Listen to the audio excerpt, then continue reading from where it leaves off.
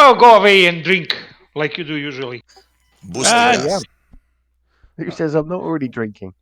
Are you in your bathtub? Oh, shit.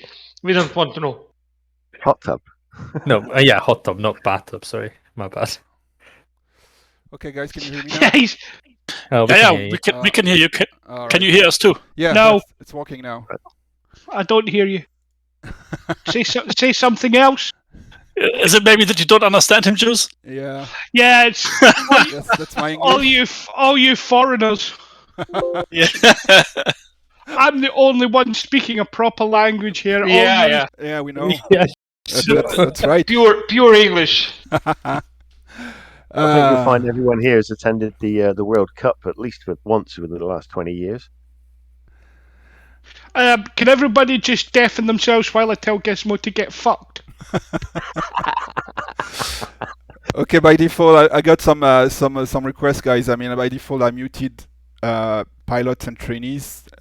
It's just for the sake of having not too much noise here. But if you want me to unmute everyone, I'm fine. It's just that the idea was really to limit the amount of people talking at the same time. That's all.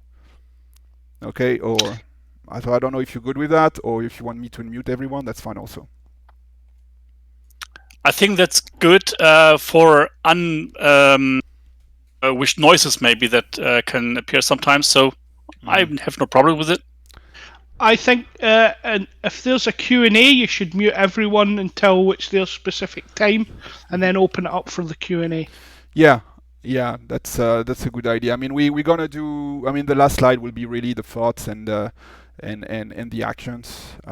So we can have everyone now. I mean, if any pilot or trainee want to intervene, I mean, you can DM one of the guys who are unmuted and you let me know, and we'll unmute you anyway. Why is Mickey muted? Okay, all right. Maybe it's a good thing. Ouch. That's rude. All right, let's start. Everyone's doing fine today? Hey, Yes. glad Yeah. to be here. All Yeah. right. You're recording this, right? Yeah, I'm recording Yeah. that, and I will upload that on YouTube once it's done. I hope the recording will be doing all right. I tried a little bit, and it seems to be working all right. So, Just please edit out the bit where I told Gizmo to get fucked. okay. Well, he can answer right now, right? I don't know why he's hot micing right now. I don't know, but I can hear him. I'm not hot micing. Yes, you are. Yes, you are. He's 60 years old and he doesn't know what he's doing. So Well, he's silently hot micing, which is good. I've got a mute button on my actual microphone. I can switch on and off. That's all right. Okay. All right. So 2022 BSD. We used to do this for the last maybe 3 years, maybe 2 years. Having like a huge meeting with everyone and making sure everyone is up to speed about what's going on, about what we did, what we want to do. I think the thing that slightly changed is I try to organize a little bit more, giving some speak time to some airtime to everyone. I mean, to everyone who wants to talk. I didn't get a request for every PL or every CC, so not everyone is having his own airtime, but the ones who wanted to talk, they have it. So I think that's a little bit new. The previous meeting were a little bit difficult because everybody wants to give their own, their opinion, and it was the purpose. But because everybody was speaking at the same time, it was kind of difficult. So let's move on to the agenda. So kind of straightforward. We have BSD 2021. I extracted some of the stats. So what? The highlights of 2021 from what I can remember. I don't have a great memory, but that's all the things I can remember that was pretty nice in what happened in 2021. I extracted some stats for the website. Hopefully it won't be too different from what you guys are seeing, but that should be pretty aligned. Platoon status, so we're going to talk about exactly what's open, what's closed, and what's going to happen in the coming weeks or I don't know when the status of this platoon will change. The organization, and that will include the open seats right now that we still have in the organization. Just one slide on the finance. We had a lot of donations since we opened the donation page. on PayPal, so it's really good. I'm gonna show you guys where we are right now. The 64, I know that's a the big story here. Well, not as big as the 60 from today, but it used to be the 64 integration. So why I'm coming back on this is because we've discussed with Fargo and BK and Gizmo also about how we know there's going to be a huge flow of guys wanting to join the 64, and we're trying to make it as fair as possible. We're just going to present to you guys a little bit of the latest and greatest, what we've been thinking about. Dedicated servers, we'll have Fargo. Well, we have Fargo first, starting with the server 1. So what happened 2021 and what he wants to implement on he and his team, actually, because the several guys working on server 1 wants to implement in 2022. I'm gonna have just one slide on server 2, and we'll talk quickly about server 3 also. Social media, so basically we'll go through some stats on the YouTube, on Discord, and on Facebook. Quick word about the mods. It might be longer than what I thought since the 60 is coming out, but we have one slide about the mods, library and documents, and behavior. I didn't know how to put a title. I think behavior is okay. So basically what we have seen in 2021, the good and the bad, from what I can remember. Then move on to 2022 and a little bit of what we want to do at the BSD level on 2022. What we see coming. Then we're gonna have the SP slides. So I'm gonna try to time that to 10 minutes each. Although I don't think I have gunslingers, so it might be only just the OH and the UH slides from the SP point of view.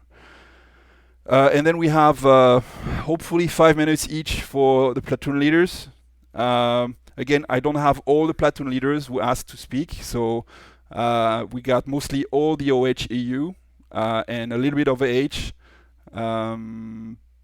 and maybe a little bit of UH also, but not every platoon leader is having airtime here because they didn't want to.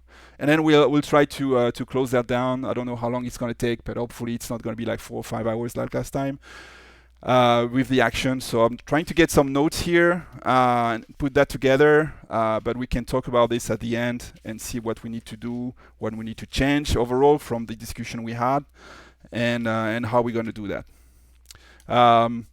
The meeting is mostly, first to provide information, because I feel like not everyone is following up what's going on. So it's kind of easy for, when we talk about that at high command level, to get a feel of what's going on. But like if you're just flying from time to time, you might not be following everything and all the discussions, and you might not have access even to all the channels on Discord. So that's good to share a little bit. Having a feel also. The meeting is about having a feel of what needs to be changed or improved. I'm doing this meeting basically because I don't want to have this feedback kind of as it goes through the year. I'd like to build up a to-do list and see, okay, this is what we need to do for 2022, and not keeping adding stuff as we go through the year. Or unless it's like super urgent, there's something broken and something that is game changing or whatever. So yes, but not getting this feedback. Oh, can we do this? Can we do that through the year? Any questions so far? It's good. All right. You guys can hear me, right? Because I've been speaking for like 5 minutes and nobody understood what I was saying. So okay. Yeah, all good. All right. Now I'm confused. Do you want us to speak or to be quiet? No, I mean, I purposely mute the. If you are IP UT high command, obviously leader, you can speak whenever you want. So any remark or anything you want to add during the slides, feel free to intervene. No problem. Okay, 2021. So I just listed a little bit of the highlights in 2021, and there's really no special order in that case. So we had the big event of the release of 24. and the Dragoon platoon deployed, which was working pretty well, I think. Really, congrats on the AH guys for doing this. I mean, it feels from outside, it feels like it was painless. I know it was a little bit painful inside, but it looked pretty good from outside. We have the final release of the Syria map with the addition of Cyprus. We got the announcement of the 64. So what a year in 2021 for the choppers and the pre-sale. The new BSD website, it feels like it's been longer than that, but actually the new BSD website that has been developed by Flappy and Mo. So deploying in 2021. We got server 3, dedicated server 3. We're just going to have a quick word about it, offered by Augur. Og, I don't know how you pronounce that, but so he gave that to us. Really cool. We got the concepts of TACX and NAVX also introduced by the SPs. And I believe we have a few slides about this also to talk about it. But that's something that is not really in the process. I mean, at least it's not in the guidelines. I think maybe the TACX is, but not the NAVX. So I mean, we'll talk about this later. But that's some new concept introduced, and it seems to be okay. It seems to be working all right. So that's a good thing. We had just one news later in 2021, and the thing is, I moved from the usual written letter distributed by email to a video one, and the video is much harder to do than just writing out a letter. So that's why I did only one in 2021, and it was really to address a lot of rumors and a lot of noise that we had when the 64 was announced, and there was really a need to to a little bit calm down the whole situation, because people think they hear about, this is how it's going to work and how it's going to be only RL1 who was going to be flying the 64, blah blah blah. So the 2021 newsletter was really needed to try to a little bit cool down the hype around the 64. We introduced a waiting list. It's really with the 24 and then the 64, and we'll have a status on the waiting list right now. Mostly AH guys waiting for the moment, but it's just a matter of we used to have, like, every time there's a new guy, he was registered, and then we had him for an intro flight. Obviously, at some point, some of the IPs and UT were doing only intro flights all the time, which is not. I mean, it's fun, but it's fun to some point. It's fun. Like, you also want to fly missions and stuff. So if you're doing only this, maybe that's not so fun. So that was the idea of the waiting list, making sure that the platoon leader have full control of who he wants to have and how many people he can handle in his platoon. So the waiting list and the platoon status that you have on the website now is fully controlled by the platoon leader. So the platoon leader say he can open his platoon if he thinks he's got enough resource, and when the platoon is open, I can see that, and whenever there's a new guy who registered, I can check him in. If the platoon is open, or if I see the platoon is closed, I'll leave him in on the waiting list. Discord, again, there's no special order here. Discord, we got level 3, thanks to you guys. More than 500 people. For a small community like us, it's kind of big, actually. 1,000 YouTube channel, 1,000 subs on the YouTube, and there's a funny story behind this. So I'm gonna let you. For those who haven't been following that, it's coming up on the social media slides. We've got ED joining us, so basically Lazy Seal, and we have a temporary channel open this year, 2021. We kind of give us a direct discussion line with ED regarding the choppers. So I think that's really a privilege that we have to be able to get in touch directly with ED on this game. Some pretty cool videos also. I hope you guys had the time to look at it. The gunnery course by Barondus, the cast execution by Terry. We've got the Huey multi-crew also with Guinness and Eagle. We've got three mission design workshop posted also on YouTube channel made by Statua.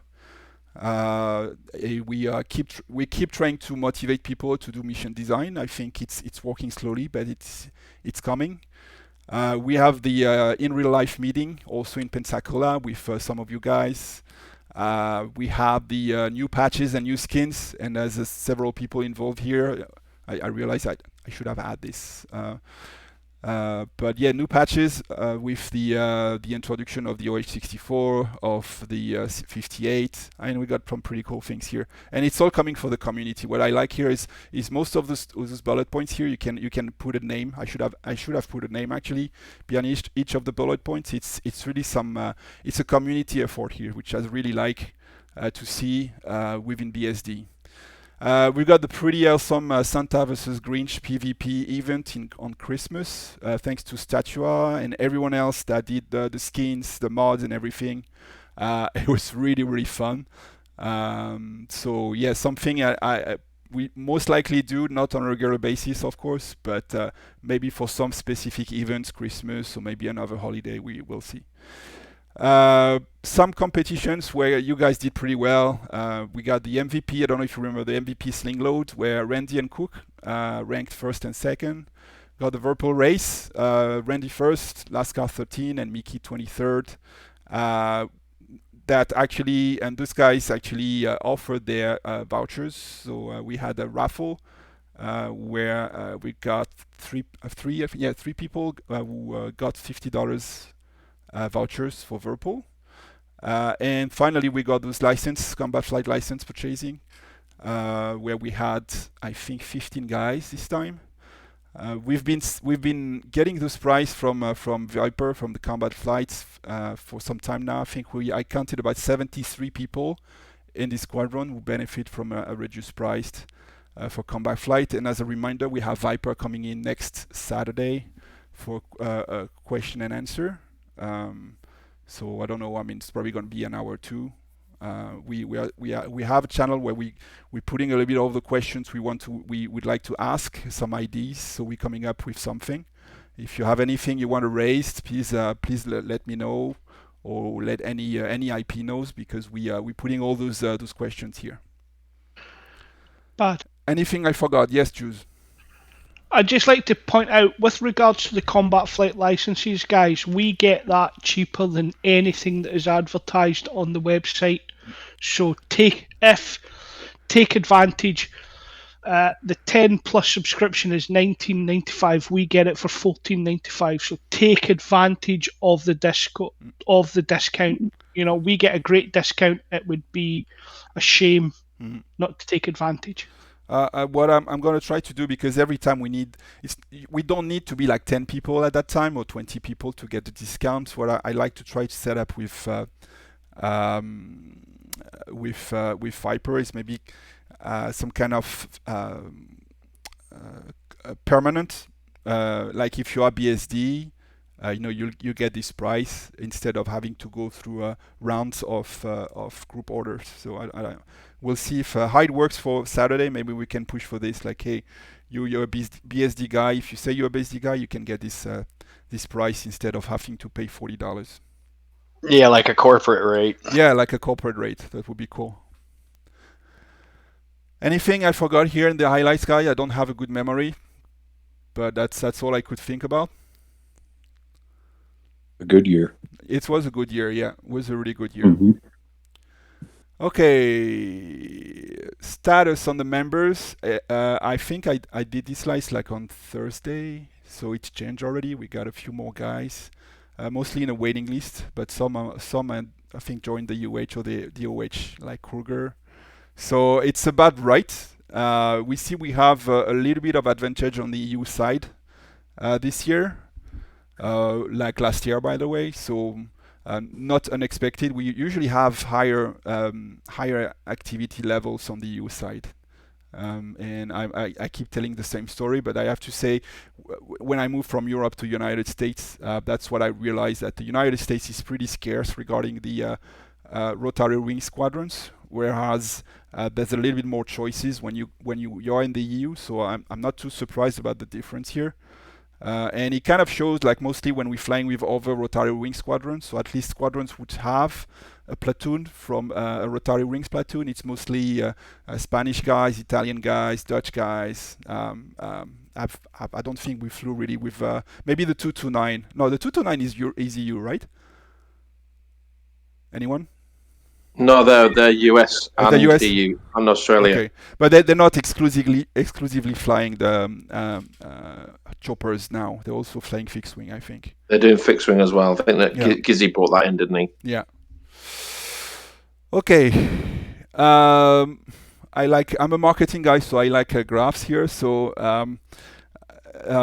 December 2020, about 70 guys. So it doesn't sound a lot because I mean we keep cleaning up the membership. So we have either on the instructor channel, on the leader channel, we have our guys checking out on people that are not flying anymore for kind of a long time.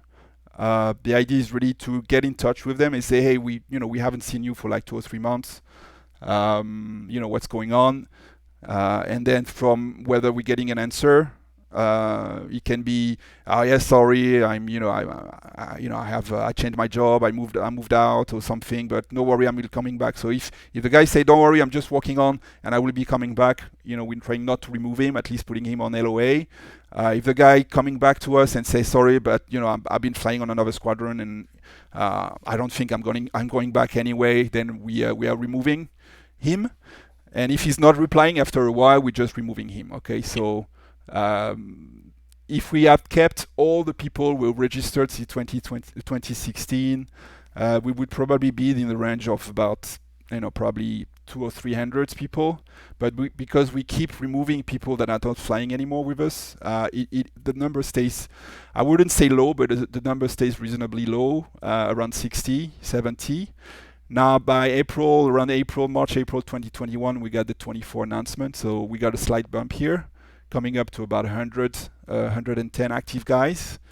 And then by September, we got the 64, and the bump is not really a bump, like it kind of a steep climb. To today, the number I told you guys, about 170, 180 guys. I have a question. Yes, Jules. Is this number based on the amount of people that are logging flight hours once a month? No, that's based on the people that are not been removed on the website. So that's everyone. That's the pilots, trainees, the leaders, and everyone active, plus the ones on the waiting list also. Copy that. We know we have this rule of 1 flight a month. We're not really hardcore on this. I would say after a month of not hearing from someone, maybe trying to get a little bit of news of what's going on. I mean, we have people who haven't been flying for quite a while, but they keep showing a pulse, at least on Discord. So we can set them up as LOA. It's fine, but they keep coming back and say, hey, what's going on? Or, I've been deployed. I'm in Afghanistan. I'm somewhere. I'm in Qatar. I don't know.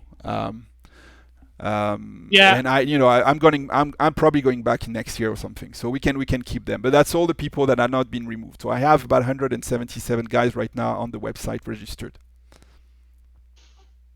Do we know how many of them are, obviously taking the waiting list out of the equation, do we know how many are active? So I can, here's the, I made the details by platform here. Okay. Copy that. So between the standby, the registered, the LOA, the LR3, 2, and 1. So yeah, questions? Okay. Oops. Moriarty, you want to ask something? No, sorry, that was Okay. background noise. I'm muted. All right, no worry. Okay, so K50 situation, it's not too bad. I mean, it's 22 to 21 on each region. I don't know if we can. I mean, besides, there's a lot of LR3s on the US side more than on the EU, but I think the situation is kind of balanced for the moment. The thing is, on the K50, the 2 platoons are still closed. I counted 6 IPs or UTs for the 43 guys, which should be all right considering we have RL3, 6, 7, 8. So 8 RL3s and a good number of RL2s. So I think that the K50 situation is kind of stable. although because it's been closed for so while, and we're going to talk about this on the platoon status, there's a lot of guys in the waiting list on the K50. I mean, a significant amount of guys. Not as many as the 64, but still. The Mi-24, 13 in the US, 18 in the EU. A lot more RL2s on the US side. What can we say? More trainees on the EU side. I think it's handling all right. LOA only 1 each. And what else? RL1, a good number also, 5 and 3. I mean that's usually. I mean it's a young squadron, but it's kind of usually easy to find people willing to fly the 24 and that are qualified for missions. We always have people on the 24 side to fly the mission, so that's kind of working all right, I think. And again, we're gonna let every platoon leader speak. I mean, the ones that wants to speak at a little bit later here. So we got a status for Mole, and we talk a little bit more about the 24. But from the stats point of view, I don't see too much to worry here. Looks all right. We'll see when the 64 shows up, though, how it's gonna evolve. The Gazelle, so it looks good on the Gazelle. They got 20 on the US, 21 on the EU, but then if you're going into the details, there's a lot of guys here, LOA on the US side. What else? Some RL3s also. So you see that the difference between the EU and the US is significant. I keep showing something with my cursor, and I realize you don't see anything, so turn on the laser pointer. Here you go. Yes, a lot of it seems like we have about the same amount of people here between the US and the EU, but it turns out like in the EU you got a lot more RL1 and RL2s, so there's a little bit imbalance between the two regions. And we all know why. We all know that the US tends to be more expecting the 58 and not that much willing to fly the Gazelle as much as the EU side. And so we have a new guy here. We have a new guy as a company and not company commander, sorry, a platoon leader for the Gazelle on the US side, and a company commander also on the OH side for the US with Morality. So and I know he's working also with Latio and the OH guys on the EU side to try to balance this a little bit more. We can only expect that with the 58 and maybe the 64 also, the OH 64, we're gonna see a little bit of those two regions coming back into balance a little bit more, and having more qualified guys on the US side. Yes? It's going to explode. I hope not. I hope we'll be able to. So I got a strange number. I got last week 41 guys, and we got 13 IP UTs. So I don't know if it's a mistake, because it sounds like a lot of IP and UTs for I would say probably not as big as other squadrons here. So I don't know if it's a mistake on the website or it's actually the numbers. I don't know. I think you need to look at the active UTs and IPs. Yeah. We don't have a lot. We don't have as many active UPs and ITs as we do. When I joined in February, there was 2. Yeah. So, We've got 6 in Europe. Yeah. And one's not very active. Okay, so let's say about 6 to 7, which is about the numbers we have on the H, if you remember. So on the K50 at least. What did we have on the 24? 7. So yes, there are like 6 on the K50, about 7 on the 24. So I'm hearing about 6 to 7 on the gas. Is probably more. It's probably closer to reality. We're running about the same. We're running about That's the same. about right. Active pilot, active instructors. We're running about the same. Okay, good. One point here. I mean, if you're adding all those numbers, you're not going to end up with 177. The reason is, first, there's guys on the waiting list, but also you can have a guy, and it's a reminder for everyone who doesn't know that you can be an RL1 on RL2 on I don't know, on the Gazelle. You can also be an RL2 on any other chopper you want. So being an RL1, again, for those who are new here, it's about choosing your specialty, whether you want to be an OH or you want to be specialized in a given chopper. So you can be RL1 only in choppers belonging to your company. So if you are an OH, For example, you can be RL1 on the Gaz, on the Kiowa, and on the OH64. But then the maximum level you're allowed to reach on any other choppers that does not belong to the OH will be RL2. Okay, but I mean, if you have enough time to fly all the choppers, then you can actually ask to be qualified RL2 on every choppers you want. All right, the RL1 is only for the chopper that belongs to your company. Just a quick reminder here.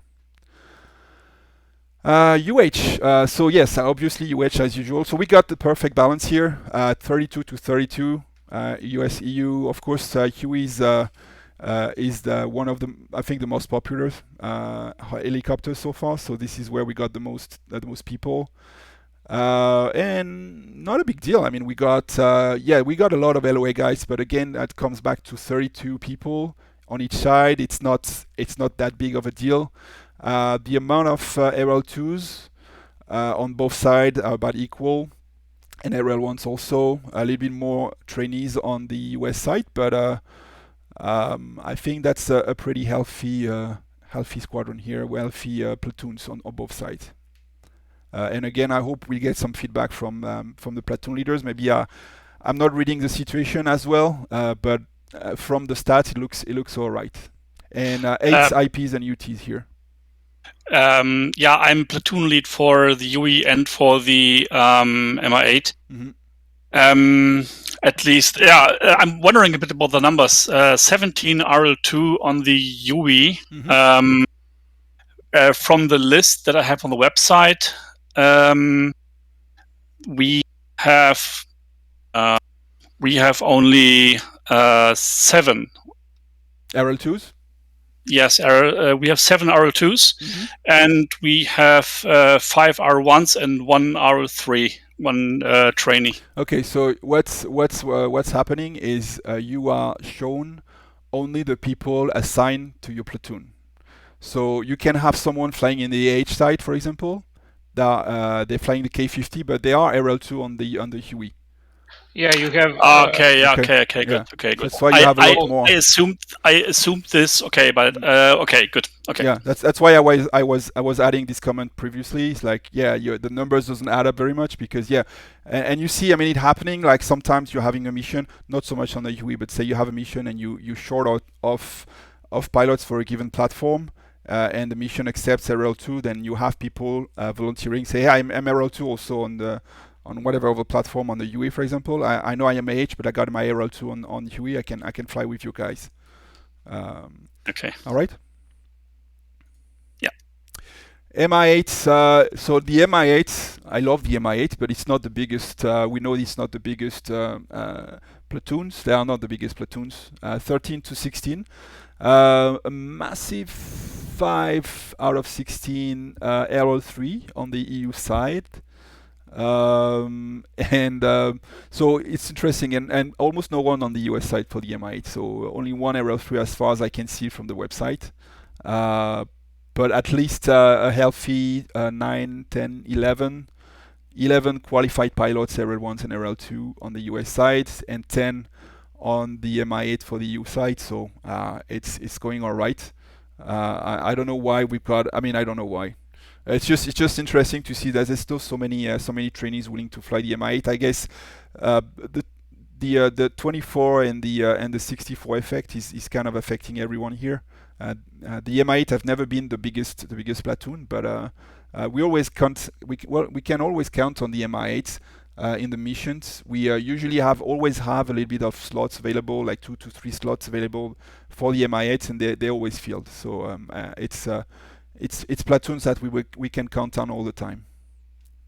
IPUT 5, which makes sense for a smaller size. I mean, actually, if you're going back to the EU, 8 for 32. I mean, for 64 actually, it might be a little bit low when you're seeing the other numbers. 5 for what we have here. We have almost 30 guys. It sounds all right. Sounds like a good ratio. Yes. Any questions so far, guys? Sorry. You're speaking, and of course, for all qualifications, so not platoon specific or company specific, but the qualifications. That's true. That's what you're speaking. Yeah. That's true. Now, I mean, if there's other, I mean, if there are other issues here at this level, let me know, and we can talk about this in your slides. But again, that's from the stats. We can always have people flying the MI8 anyway, or the UH.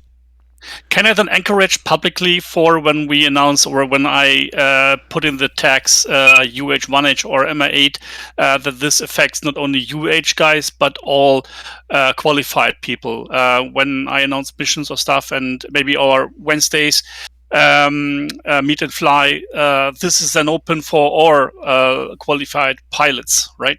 So take the opportunity and join us on Wednesday's missions. Good. Never miss a chance to do that. Absolutely. For promotion, it's always good. The 60. Go ahead. I'm going to start my UH1 training soon, so I will take you up on that. Yeah. Or you're full. So I mean, we're coming back to this. I mean, there's one point, but I can talk about it already. The behavior. I mean, I've seen a couple of guys say, "Oh, I can fly any choppers." I mean, it happened across 2021 and before anyway. But yes, I mean, everyone can fly pretty much all the choppers in DCS now. I mean, because we're trying to be as organized and structured as we can, we don't want to be hardcore and say, "Oh no, you're OH, you're flying the gas, so we don't want you anywhere close to a UE because you're a gas driver." We don't want to be these kind of guys, but on the other hand, because we want to maintain some kind of structure and organization, at least if you say you can fly the UE, make sure that you have the minimum requirement readiness level to do that. Just don't say, "Oh, I can fly anything." I know it's most of the time it's coming from a good heart. It's coming from people willing to help because some of the mission designer would like to have more pilots on a given platform. But at least make sure that you are you're meeting the minimum requirement level. You can have the RL2 on every shopper you want, but don't start to say I can fly every shopper. Everyone can fly every shoppers, but that's not the way we would like to work with within BSD. Okay, on the 64 side, standby people, 8 people so far on the US. And 4 might have changed a little bit, plus or minus, maybe +1 or something. I think we had a few new registrants on the waiting list over the last 2 or 3 days, but it's about not a surprise that much. Having a lot of guys on the US. Basically, the US is huge on fixed wing when it comes to virtual squadrons, and not so much as I said previously on rotary wings. But then this 64 coming, we all know it's going to have like the F-18 effect. Like all the guys flying fixed wing now wants to fly the helicopter. So that's going to be an interesting time. Mostly to show that it's a different world. I think people think the F-18 or any other fixed wing will be in for a surprise. But yes, a huge, a significant difference between the region about who wants to fly the 64. It seems to be mostly a US thing. But that's from an external point of view, of course. Question. Yes. Do we have any numbers about who registered to join 24 versus who are active on the 24, so that we can sort of take that as a representation of what's going to happen with the 24, with the 60, with the. I think Mole have a slide about this, and he's from what I could read from his slide, he's a little bit worried about that. But I just wonder about, you get all these those you look on the waiting list and there's absolutely, there's loads of people sitting there for AH-64. Mm-hmm. But I wonder how many people, once they register and see what we do. Well, I mean, I don't think it's limited to the 24. I think it's there are 2 kinds of people who try to join for the 64. There's the guys who actually looked at the platoon status and say, okay, it's 64 is not recruiting, so I'm gonna stay on the standby list until my name is called. And then the guys who looked at, okay, anyway, I'm going to fly the 64. Let's look what I can do right now. They checked the platoon status, and they took any open platoons and joined that. And I think we got a good number of people either still registrant, so haven't done their intro flight, or they did their intro flight, but they're probably not very active on the platoon they selected, just because the only thing they're waiting for is the 64. And it's kind of really, really hard to, at least from the top level on the website, to gauge exactly how many of those guys, how many do we have of those kind of guys kind of fakely join a platoon to actually be first in rank for the 64. I don't think it's really possible to say. Yeah, what I'd be interested to know is how many people said that they were going to join, for example, the 24, and then when they were contacted about training, just didn't turn up. We did a survey just when the 24 has been announced. I think we did a survey that I didn't pull that up here, but I think things were going to change. I mean, we can probably, what can be. I'm going to take a note here. What's could be an interesting thing is about at least doing a survey about who internally wants to switch to the 64 now. Survey age 64 because I mean the situation is changing all the time. So we are if we still going to have a 64 by the end of this month, maybe it's a good time to gauge a little bit what's going to happen. We know the waiting list, so we know how many guys want to join the 64 from outside, but we don't really have a very good view on who wants to join the 64 from inside. Brad, can I make a suggestion, please? Go, Latio. It's quarter to 9 now. There's a lot of questions coming through. Can we get through the presentation, and then clearly other people may have covered this question. This rate, we'll still be talking at midnight. I appreciate the questions are good, but the idea, get the presentation through, and then guess what? For the presentation, your question might be answered. If it's not, make a note and ask it at the end. Yeah, copy that. Yeah. Sure. Yeah, good point. All right, let's move on. We got this. Platoon status, so that's the latest. So obviously, those ones are going to remain closed. Anything that you guys see changing, or maybe you want to wait for, but generally speaking, the K50 might be reopened soon? Yeah, maybe. Okay, maybe. So I'm leaving at that no.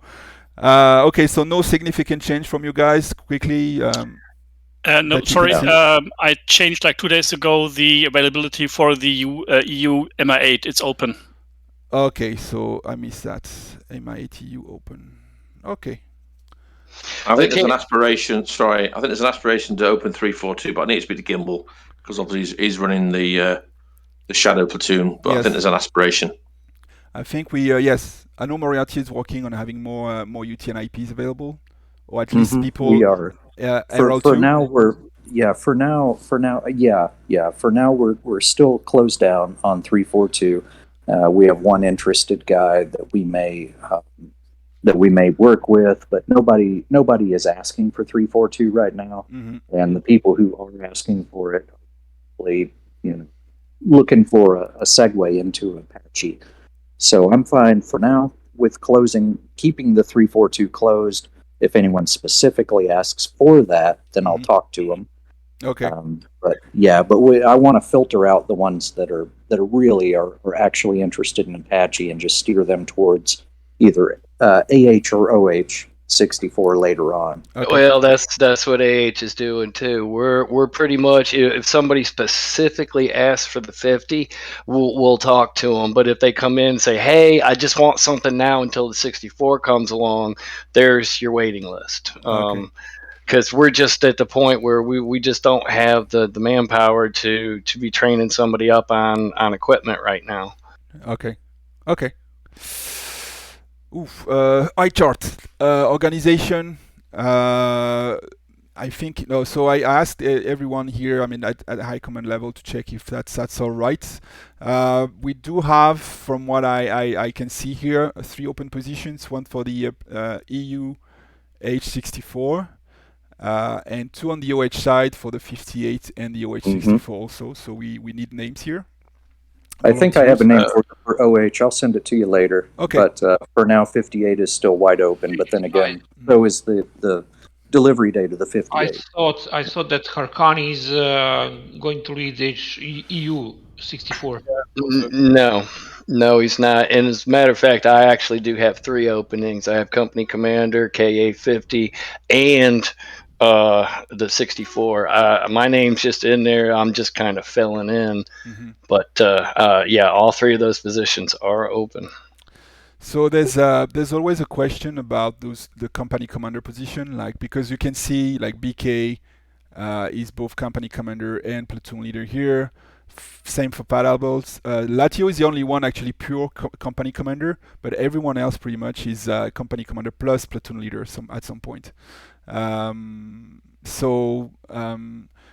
think it's coming back to, do we need to have, and I know it's going to be a big question here, but do we need to maintain those OH, AH, UH thing, or are we going to the usual, I would say the traditional virtual squadron where you had basically, you don't have this middle level here. The question is open, and I think I have a point here on the 2022. We'll keep it like this for the moment, but ultimately we might eventually have to get rid of this OH and UH maybe, and come down to a straight per platoon organization. But I think that's going to be a big discussion. We're going to have a big discussion around this. Yeah, I think so too. Yeah.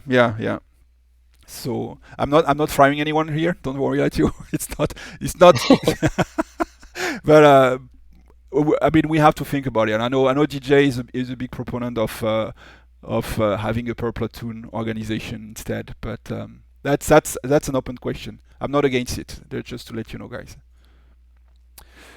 Finance quickly. So you have this. It's on the forum. I just we always around $300, $400, sometimes $500 per year spending. But today we are on $650 for 2022. So that's more than what we should need, unless some server is breaking down, which for the moment I don't have any bad sign. I know Fargo had to replace a hard drive on the server 1, but that's pretty much it. The server 2 seems to be holding all right, and we're not paying for the server 3 anyway. So thank you so much. So I listed all the names of the guys who donate so far. What is GPPSE? Oh, shit. That's true. I was about Scott's bloke. Yeah. Who's this guy? Juice, yeah.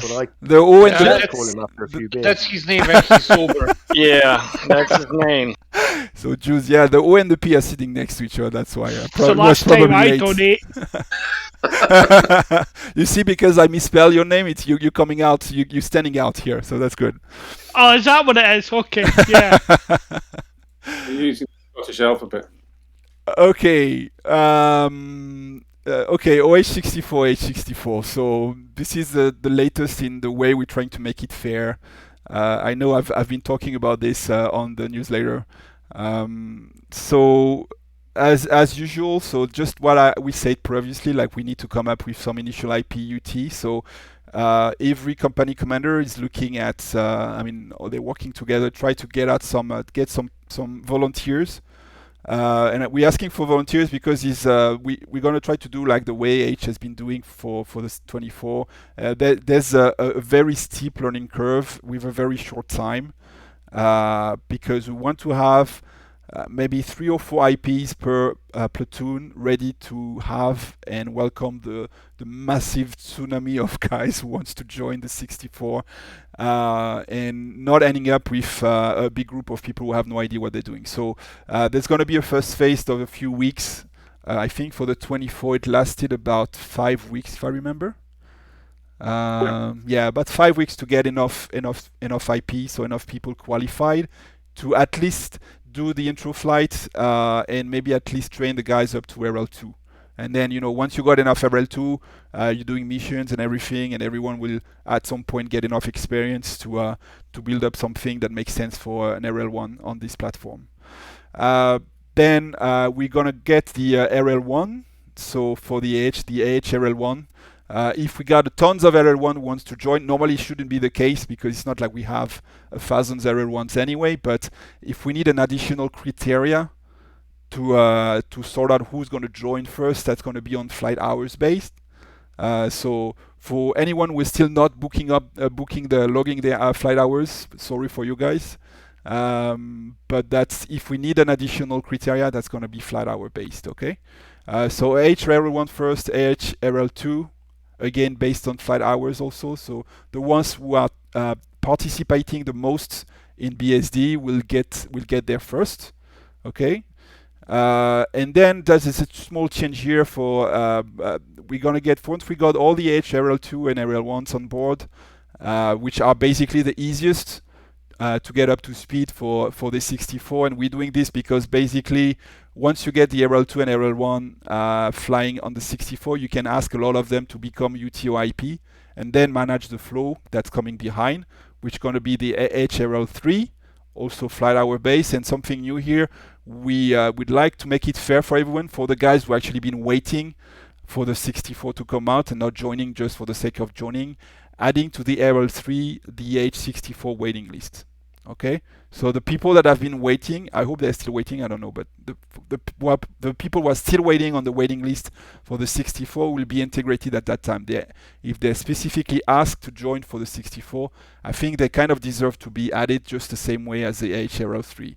So we kind of leveraging between the two type of guys, the guys who join for just to get a seat in the front, but just for the sake of entering 64 as soon as possible, and the guys who are patiently waiting for the waiting list to be cleared.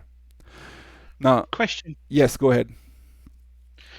I just want to make sure that there's guys who have been on the AH64. There's no one for OH, but there's guys for AH64 that have been on the list since October, and there's guys that have been joined in January. Mm-hmm.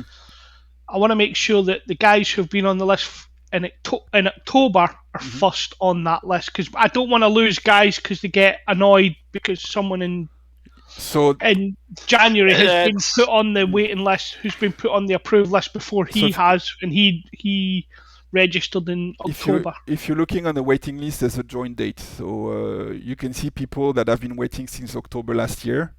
And people will just join. So to be completely fair, we should get the guys who have been waiting the longer first. So in terms of criteria for the waiting list specifically, that should be the people who have been waiting the longest. Yeah, I agree. Okay. Which is unfair. Yes, go ahead, BK. I was just going to explain to Juice that's kind of why we came up with it the way we did, is these guys have been waiting, and so let's get some people in there first, let's get used to it, and then bring them right in. Fargo, I think, said it best. It's almost like being in a doctor's office. You're in the waiting room, and then when you get into the actual examination room, you're in, but you're still waiting. So they would be part of the group, but they would still kind of be waiting for the RL1s to get the IP status and all of that. Then we'll bring in the non-AH guys that want to fly it. Yeah, copy that. I just wanted to make sure that those guys that have been registered with the AH and have waited patiently. I just wanted to make sure those guys weren't being put into the same group as you've got guys who join in the beginning of January who want to join in Feb, and I just want to make sure that those guys get the preferential treatment, if you want to call it that. They're the ones who told the truth. Yeah. Yes, sir. I think it's fair. What about existing members who are also on the waiting list? You cannot be in the waiting list and be an existing member. I think there's some people who already said they want to go to the Apache and they come from UH. So where do those guys go? So we got the non-AH guys, basically. So people who are still flying, the active people flying in a non-AH will come after everyone's AH or wanted to fly AH be integrated. I think you kind of asked them who want to switch, right? And then I thought there was also a waiting list for those guys. No. We don't manage the waiting list. The waiting list in that case for people already flying within BSD are showing here. So the criteria will be, okay, you're not flying AH right now, so we're going to come after people flying AH already and people willing to fly the 64. And then the additional criteria, if there's too many of them, will be flight hours based. Sorry, but when was that changed? As if I remember correctly, when the MI24 dropped, and the same story was for the 64. Age guys go first, non-age guys go first, and then new guys go last. I don't remember exactly when we had the discussion about that, but that was something that came up that we talked about because these guys have been on this waiting list for quite some time, and as Ju said, we're just afraid we don't want them to leave. We don't want to lose good people that just get frustrated because they're not in yet. So the 24 worked all right because it wasn't like such a tsunami as we were thinking about. So it was managed all right, I think. And we've got kind of a generic rules, a little bit like what I'm showing to you right now. But I mean, just like BK said, I mean, there's a kind of flexibility here as long as it's not too unfair. But we need to have some kind of guidelines here to justify why not. Yeah. This is not. I'm just asking because I do remember that was the line that we were discussing and we agreed on. Yeah. So this is change. I wasn't aware of that. That's it. Okay. Right, well, move on. Yeah. I just want to say that there are also members here. I also interested in the Apache, but that are also waiting for the Apache, even though they are currently a different platoon. So, is it for them to just request K50 right now so they get higher in priority? That's kind of like a cheat, I guess. No. Well, it's closed anyway. The way this should have been drawn out is where you've got the RL3 and the AH64 waiting list. The rest of that should be on the same line. So it's like if you're a RL1 in the UH1 and you come in, even though the new guys in the waiting list are coming in before you are, you're going to get at least a RL2 before they will. You're going to have, the more experience, I guess is the way to put it. So it's not because you're not part of the squad, or not a part of the platoon, that it doesn't prevent you from flying the 64, right? You can fly the 64 on your own. Right. And training on the 64, you can even use the training server, the second server. There's going to be a 64s anyway. I see people that are not qualified on the 24 and they're still having fun with the 24 anyway, or the M8. I see people flying the M8. They're basically gas pilots and flying on the training server for the fun of it. And there's absolutely nothing wrong with that. So, and considering how complex the 64 is going to be, I guess, I think we need to recommend pretty much everyone wanting to fly the 64 to get their own training on their own side. Can I just say, we crashed on that flight, and I did post the evidence of it on the Discord. Moriarty and I had a long chat. We had a word with ourselves in the mirror. We realised what we did wrong. Okay, but can I just remind you, mate, it's 9 o'clock now, bud. We've been going at this for an hour. Yeah, but it's fine. We're on time, Letio, don't worry. Unless you want to speak, you're planning to speak for a long time. No, not at all. I'm just listening. 9 o'clock is good. 9 o'clock is good. Just one issue I want to highlight here in the waiting list. I forgot. There wasn't any plan at some point to split between AH and OH64. So when I created the waiting list, I didn't offer, and it wouldn't be understood anyway, a way for the guys on the waiting list to choose between the OH and the H. So they all listed at H64. Now, what might happen is we got the H64 closing down or really, really, really long to get in, whereas the OH64 have some openings. So that's where we need to make sure and have to explain to each of the guys in the waiting list, hey, if you want to do purely H, it's going to take a little bit longer, but we have OH opening, and the difference is not huge. I mean, at least you'll be able to fly the 64, maybe not shooting down stuff all the time, but at least flying the 64 in a platoon. So there's no way for the moment to make the difference on the waiting list between the guys who might be interesting to fly the recon tasked 64 instead of the attack tasked one. That's kind of something they're going to have to figure out, I can do both, or I could do this one. Okay, I'll do this one. Yeah.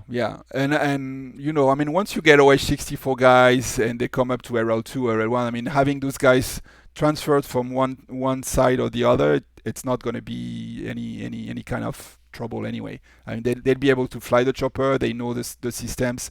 And I say, okay, the OH-64. Okay, I've been flying the OH-64, but what really I want to do is H-stack kind of thing. Once you got those guys, it's going to be easy to transfer them when the 64 is opening again. So Fargo and I had a conversation about this, and it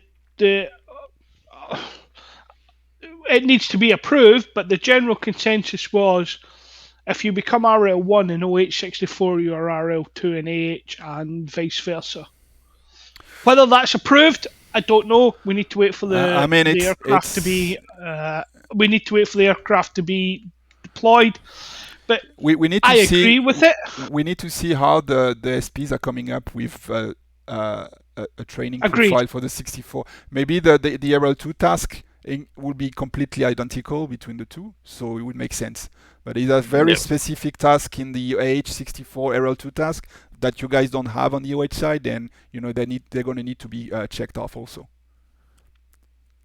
So I haven't seen I haven't seen a very specific training program for the moment on the 64, and it's kind of hard to do something when you don't have the module anyway. So copy that. Yeah, sorry, sorry, I don't want to.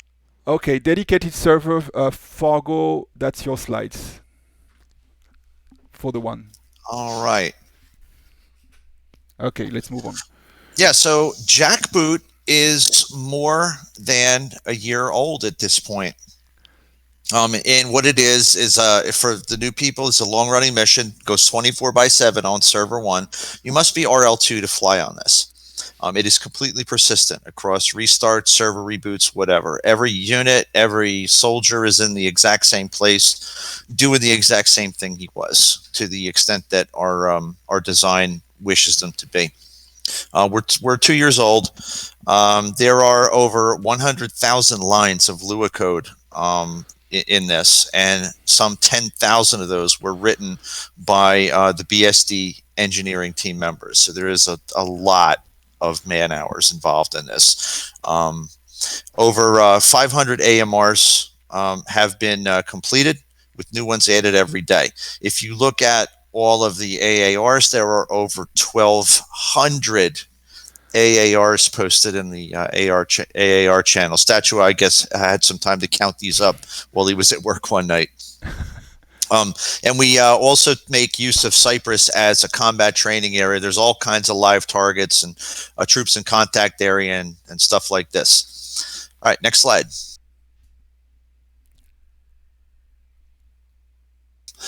I'll introduce you to the team. This is the team that makes Jackboot what it is. We have Statue. I'm sorry he couldn't be here because he handles most of the actual mission work, and that involves both of the ME pieces that are involved in this, and as well as the mission-specific Lua coding to a large extent, like the convoys and all that stuff. He's running that, and he serves as basically the de facto theater ground force commander. So when we move from place to place, it's Statue with doing 90% of that work. We also have Cake, who came to us with a tool that is just so damn fantastic. We built this into the campaign, and it really is what became a game changer for us. We also have Fatal Bert. He's got a lot of talent when it comes to web design and JavaScript, and the heat map is almost entirely his creation, including like converting the coordinates mathematically to MGRS. Great job on that. And our AMR team includes Harkani, Reed, and Wallaby. These guys are contributing some really excellent AMR content, and everyone has been enjoying that. My role here, I am the chief of engineering at BSD, so I have a higher altitude look at what tooling we're going to use. And examples of this are going to be like centralizing our operations on things like ARTI, troops in contact, CTLD, CSAR, and I also developed the persistence engine that makes the campaign actually persistent. I do all the system coding that extracts the data out of the server and makes it available for the heat map. And anytime we need some sort of a deep systems integration task, I'm usually on that. All right, next slide.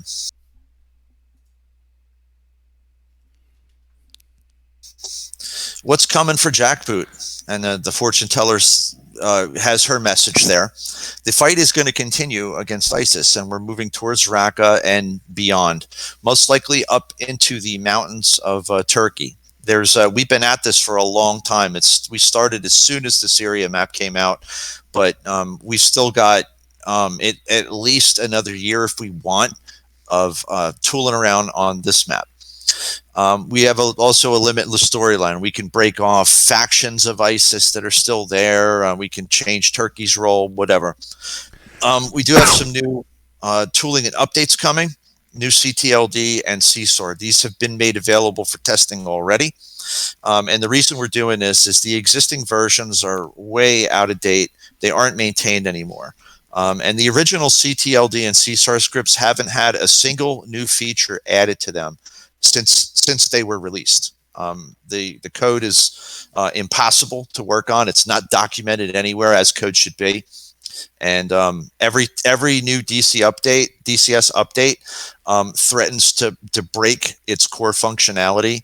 And between the two of them, it's about 7,500 lines of code that is just the effort to debug it just isn't worth the juice isn't worth the squeeze anymore. The new versions are similar in functionality, but they allow us to do so much more. Examples would be like for UH, a greenie board, which will keep a running total of the amount of troops deployed by pilot, cargoes deployed by pilot, number of CSARs each pilot rescues. The new versions, the way this works is they are the core of this. So think of it as the skeleton is built by the same team that works on Moose. So this is a part of the Moose framework. That means there are people working on it to add new features. They entertain requests. What we are doing is we are taking a copy of that skeleton and we are adding flesh on it as we determine our Frankenstein monster should look and how he should walk. So those are the pieces of this that we're directly controlling. When it comes to using the new versions as mission designers, we are going to do some training and stand up some workshops on that because it is substantially different.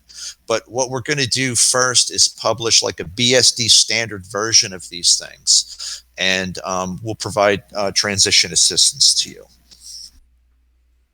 All right, we have any more? Okay, any questions? You have?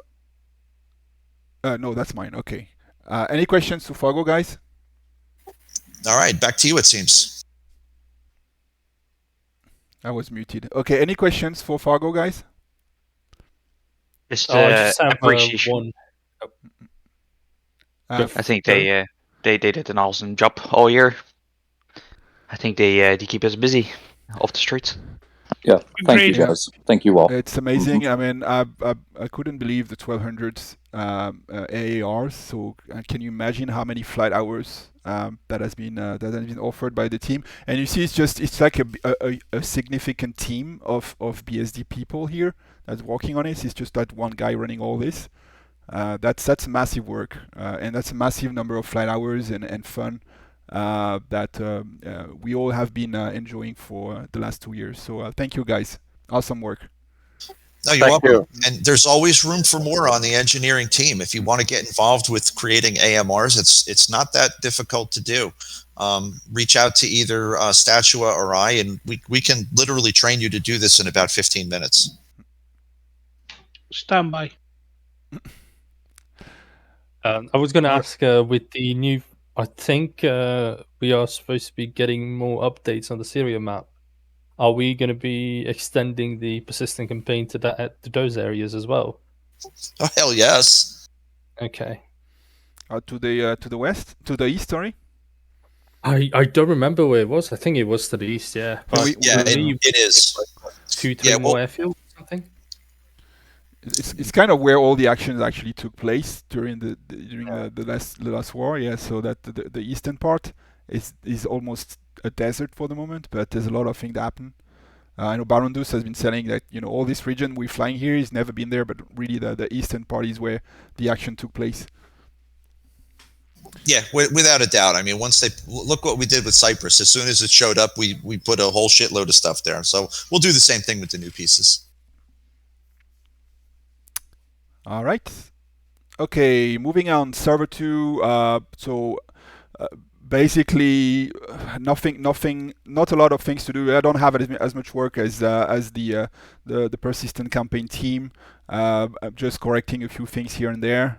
We stressed that server up to 32, almost 32 players. I think 31 at some point in 2021. I think it was during the Santa versus Grinch mission, and it worked all right for everyone. So that was a good surprise. I'm pretty sure we can go higher than that. I think it's limited to 32, but I guess we can go higher than that anyway. The thing is, I moved to a new place in 2021, and we've got a 1 gig symmetrical optical fiber now instead of my old connection before. So I hope it improved a little bit, and maybe we can push that up a little bit. But I mean, usually it's not really required. So we got it pushed to 32. It's working all right. Small updates on the training mission. So it's always the same mission unless we have, again, the server 2 it's running training mission all the time unless there's a specific mission to run. So on the training mission, I just added FARPs here for the OH, for the H and UH, just the way the OH used to have a specific FARP in Armiansky. I think I corrected the skins. I know we had a request not to have training skins on this side of the map. So the skins should be standard OD on the side where you have this training area with live fire, but you keep having those training skins on Sochi for the moment.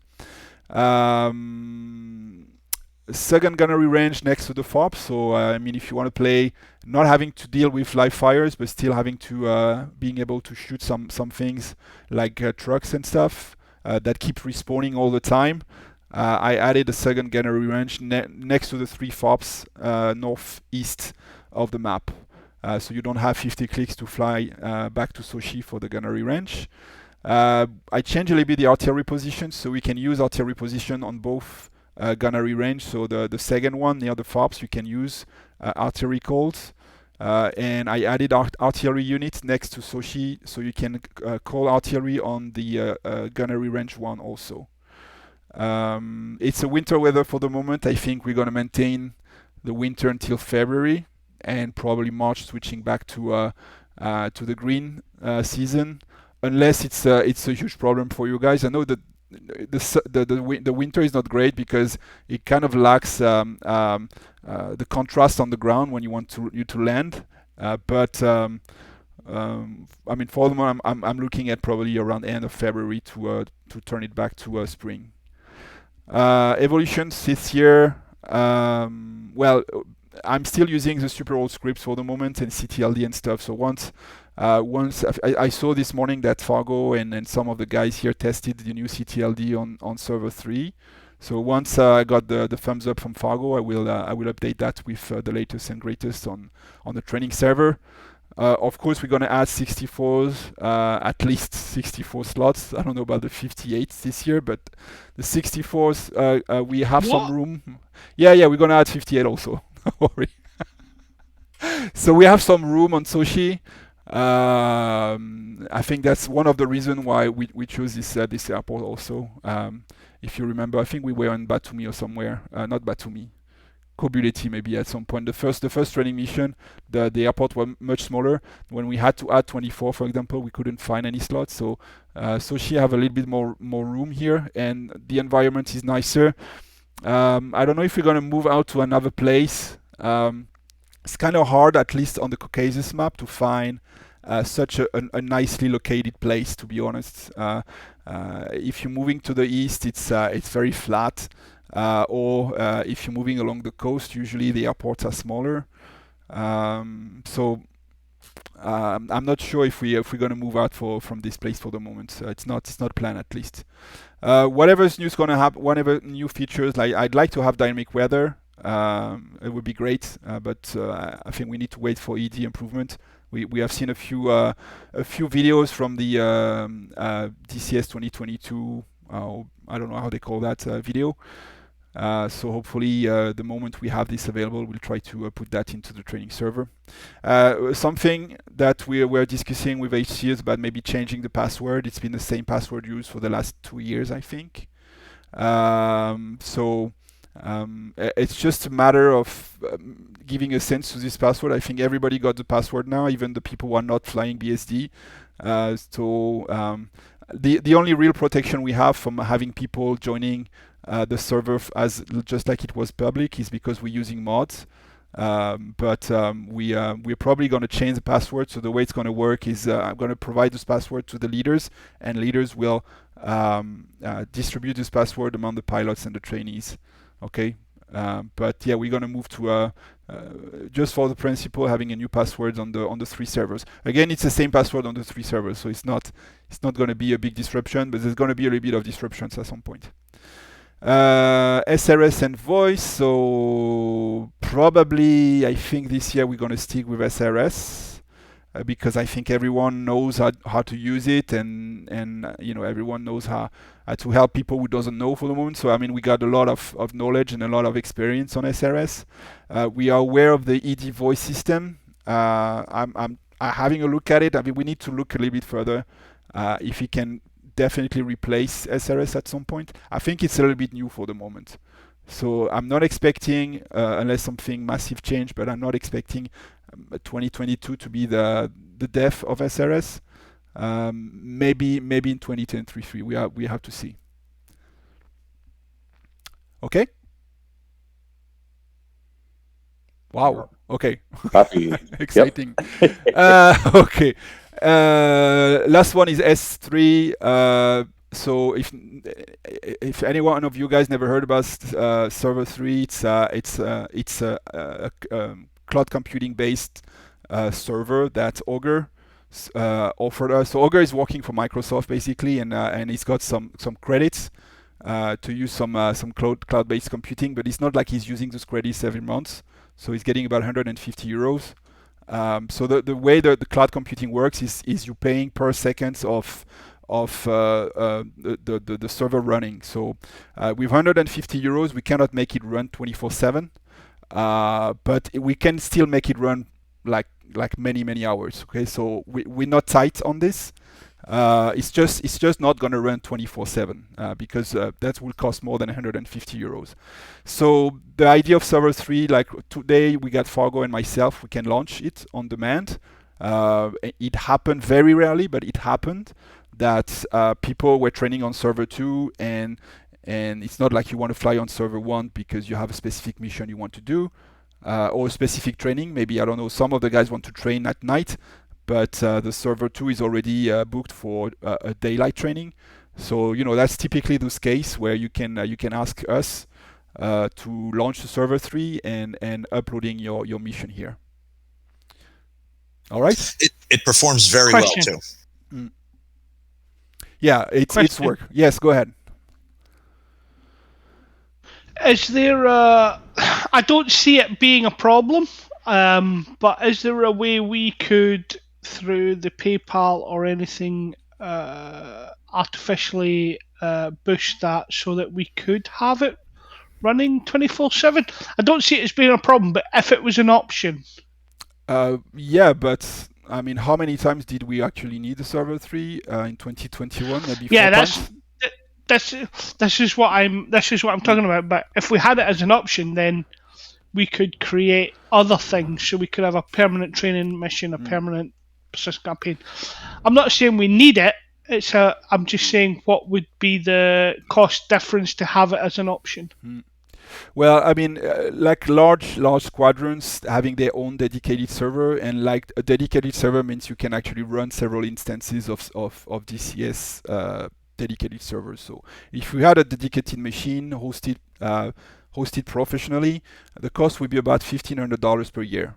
All right. So you see, like today we have $600 to run. That's about that's perfectly good. That's a little bit more than what we need.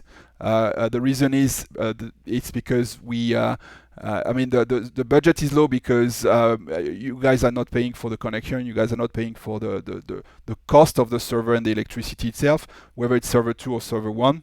Now, if we want to move a little bit higher in the ranking, straight ahead, I'm telling you, it's about $1,500.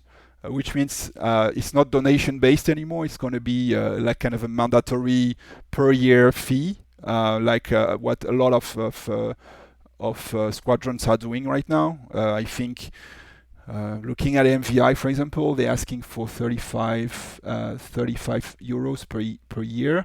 But again, there's a lot of guys flying here because it's also a fixed wing squadron, so there are more people flying there. I'm not sure we will be able to reach this level right now. No, the Scottish in me just started crying a little, so let's forget about that. Question for the server 3: how many hours per month approximately can we get in those 150 euros? I'm not sure, Fago. Maybe you know. I think when we did the math, it was about 27 run hours. Okay, that's not too much. The reason I ask is so if we don't have many hours, then let's not use it for some intro flight or something like that. If it's not big mission, yeah, forget it, postpone it, whatever. But that's the reason I'm asking.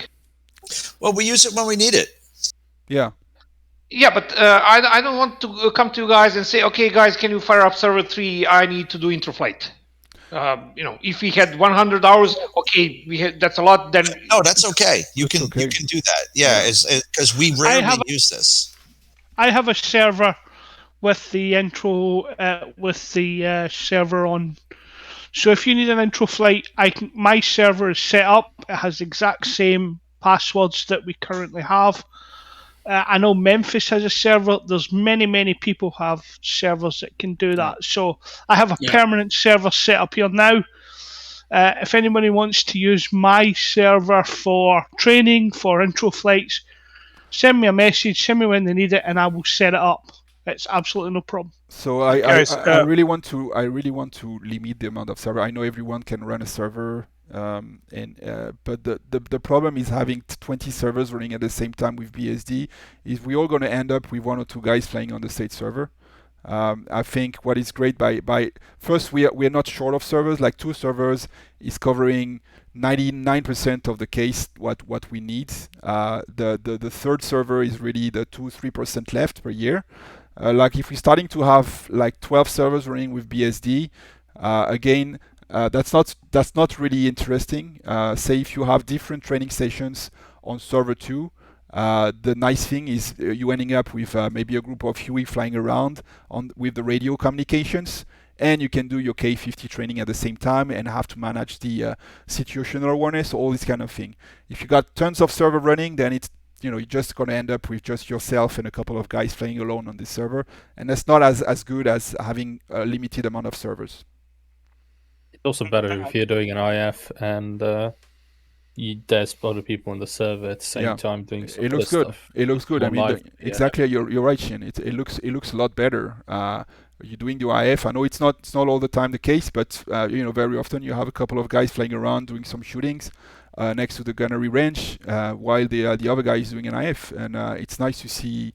That's the excitement of doing multiplayer. It's having some live traffic around and hearing people talking over the radio. That's what makes the multiplayer exciting. That's the radio communications and having live traffic around you.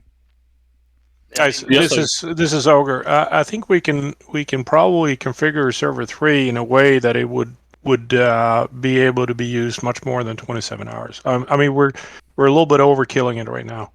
And I think that we can pull down some of the specs and still have a really good performance on it. So we might even be able to run it for a week or 2 each month. Me and Fargo can look at it if you guys want. We don't have to forget that this limitation would only kick in if we would have hundreds of missions running on server 2 where intro flight is absolutely excluded. But this does not really happen often. I mean, I run my Panaria conflict like 1 mission each month if it comes up. Yeah, and there isn't much more to be honest. Most of the activity happens on server 1. Server 2 is training, and as you said, Bet, we can have multiple intro flights and training simultaneously on server 2. So I think we are good at the moment where we are. Yeah, the thing I like with server 3 is it's located in Europe. So the ping times and the capacities for handling the European load is much better than, at least from my perspective, is much quicker. I'm not sure it's such a big deal, but I got a 150 ping to the US servers and 23 to the server 3. So my view on this is every time that we have it, we have 27 run hours, all right, and we use like an average of like half of 1 hour a month. So we leave a lot of this capability on the table. So if you do have like an intro flight to run and stuff is going on server 2 already, and people are flying on the campaigns, please do ask for it. It's how long do intro flights take? Usually less than an hour anyway. Yeah, exactly that. I mean, let's use it's there as an emergency, and it's one of those. If you feel that you've got a need for it, put the request in. And then if we find that we're getting near to the 27 hours, then there's all these questions can then come about at that point. I think for the moment, we just stick as it is, exactly as been discussed by Fargo and Bad.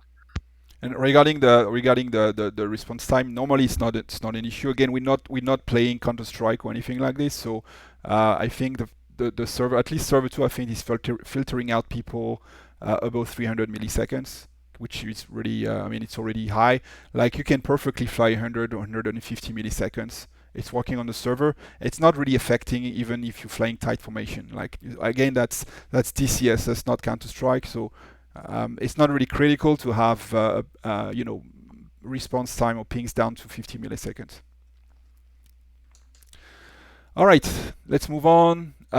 Quickly, 2021 Facebook. So we had Fat Albert and DJ having the admin rights for the Facebook page, and they did an amazing job. I have to say, I used to be the admin for the Facebook, but I didn't know any shit about Facebook, so I was doing pretty crappy job. Fat Albert and DJ are more of the generation for Facebook, and they did an amazing job. We had some they're regularly posting on the BSD Facebook, and like these are all the posts that we had in 2021 with some really nice views, like almost 9,000 views. Where else? 6,000 views for Warspring. There's a couple of posts here that did really, really well. So congratulations to Fed Albert and DJ for managing this Facebook. It's working well, and we do get some people joining BSD because they saw us on Facebook, by the way. Social media, so Discord. I haven't really get any request to change, to do a heavy change of the structure of Discord. So I think we're getting to a point where it satisfies everyone. There's here and there. There's let's add the cooking channel, or let's add the book and music channel. I don't think I added much of this. Maybe bikes and cars or something I added last year. But overall, the overall structure, I think people are getting used to it, and I didn't have to change much, so I think it's good. 2021 Discord added those threads feature, so basically adding a kind of a sub channel to organize within the channel. I've seen, I think Mickey starting to use that recently in the pit building one. That's something you all guys can use if you want to organize a little bit more within the channel around a specific discussion.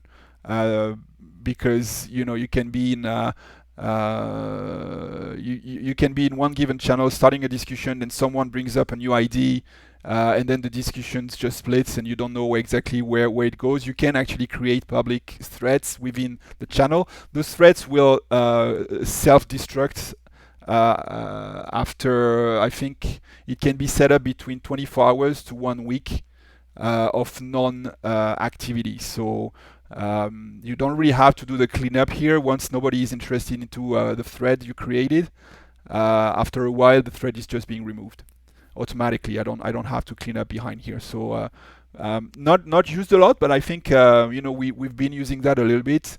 Like we've been working, for example, with the guys on the interview for Viper next week, and we created a thread. to list up all the IDs, so it's not getting diluted into the whole conversation on the main server, on the main channels. We got level 3 in 2021, so that was funny because getting level 3 on Discord is really hard. You used to have requiring 30 boosts, which is quite expensive all the time. So not a lot of servers could boast having 30 boosts. We did get that, and a few weeks later they say, oh, you know what? Now we're getting the requirement down to 14. So, but that's still nice. I mean, we have level 3, meaning we can work with HD video, HD sound. We've got 100 megabytes uploads for everyone. Animated banner. I don't know if you guys seeing that from time to time. I'm changing the banner. We've got an URL if you want to invite someone.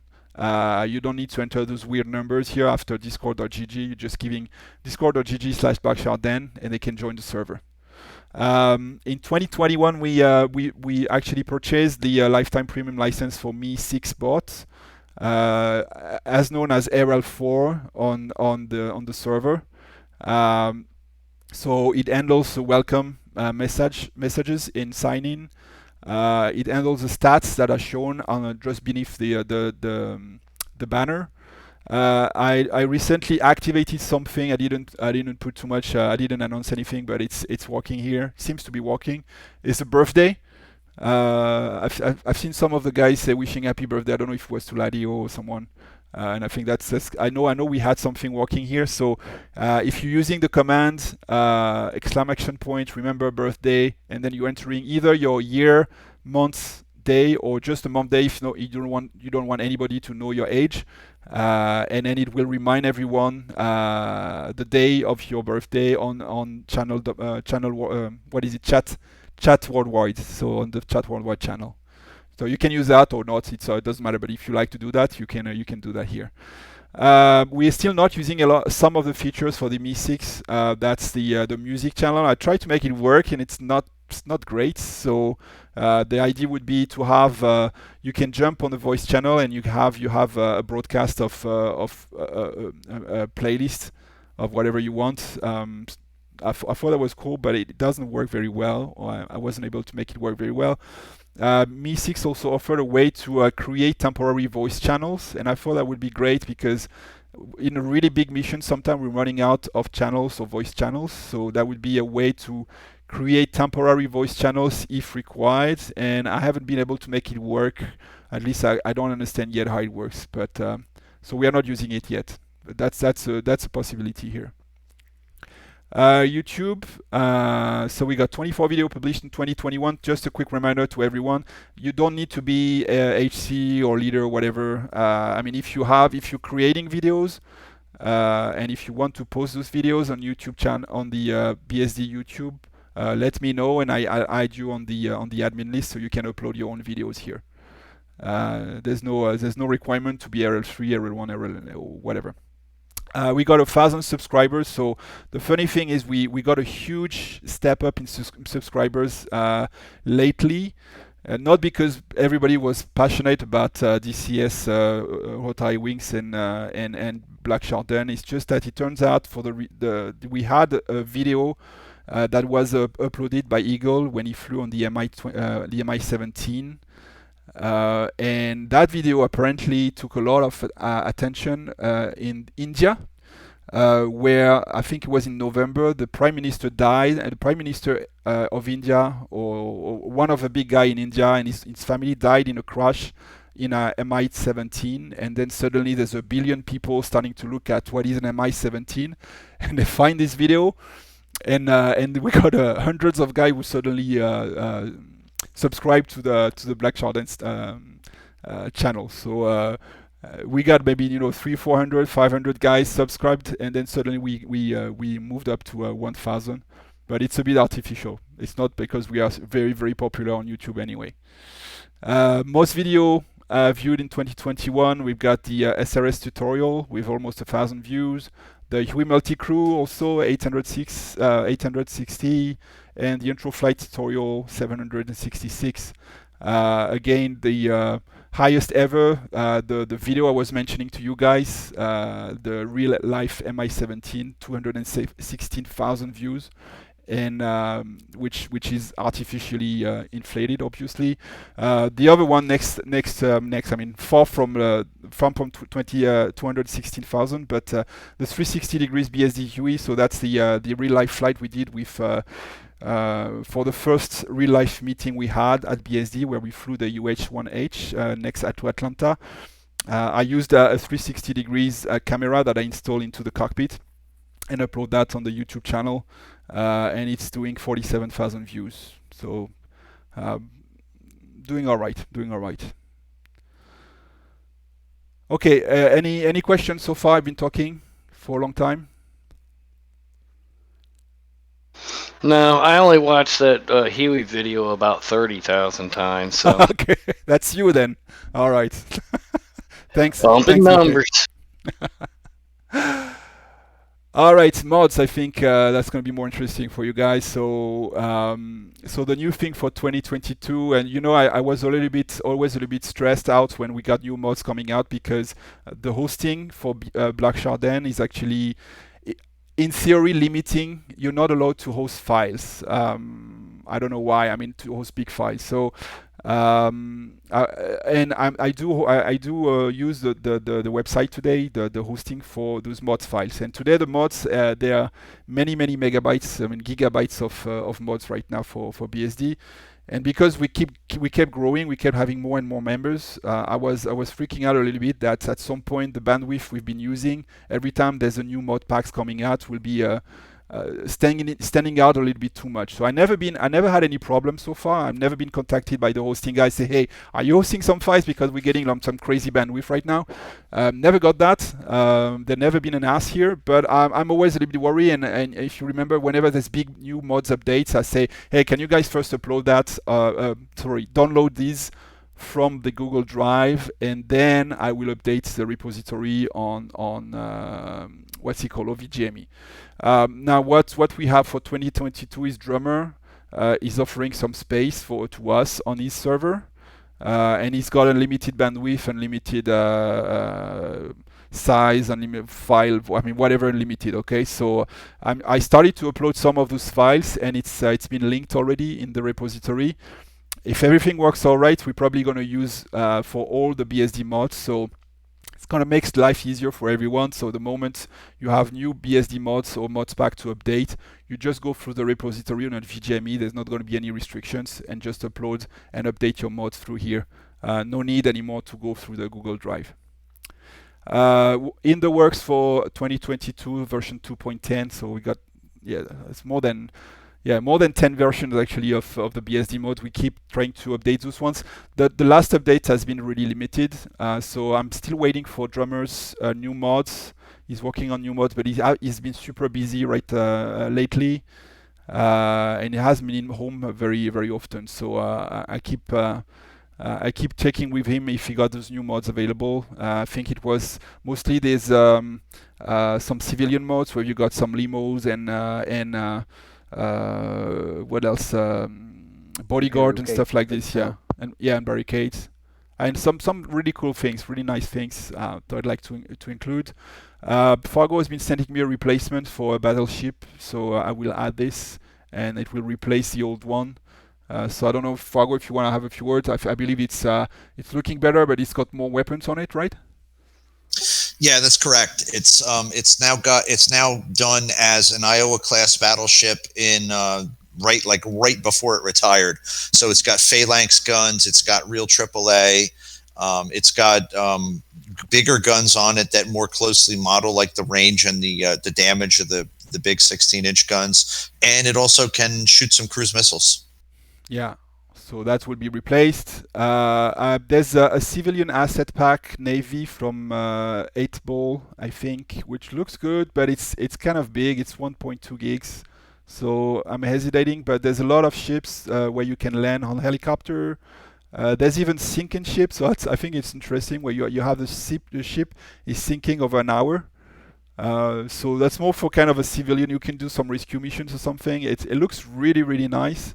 But because of the size, I'm not so sure that we're going to have it because it's kind of big. Although we have drummers now, so it might be not such a an issue now. Dust mode, I think somebody put that up also. I checked it out. I think the dust mode doesn't need to be installed in the core installation. I think it's working from the saved game, so that's something we could possibly add. If nobody heard about this dust mode, it's basically having all those trails and things that you can see from miles away in DCS. Whenever there's a vehicle driving through the desert, you can see the smoke trail behind for miles and miles. So it kind of this mode make it a little bit more realistic. Okay, less visible. Same for the brownouts also, something a little bit more realistic.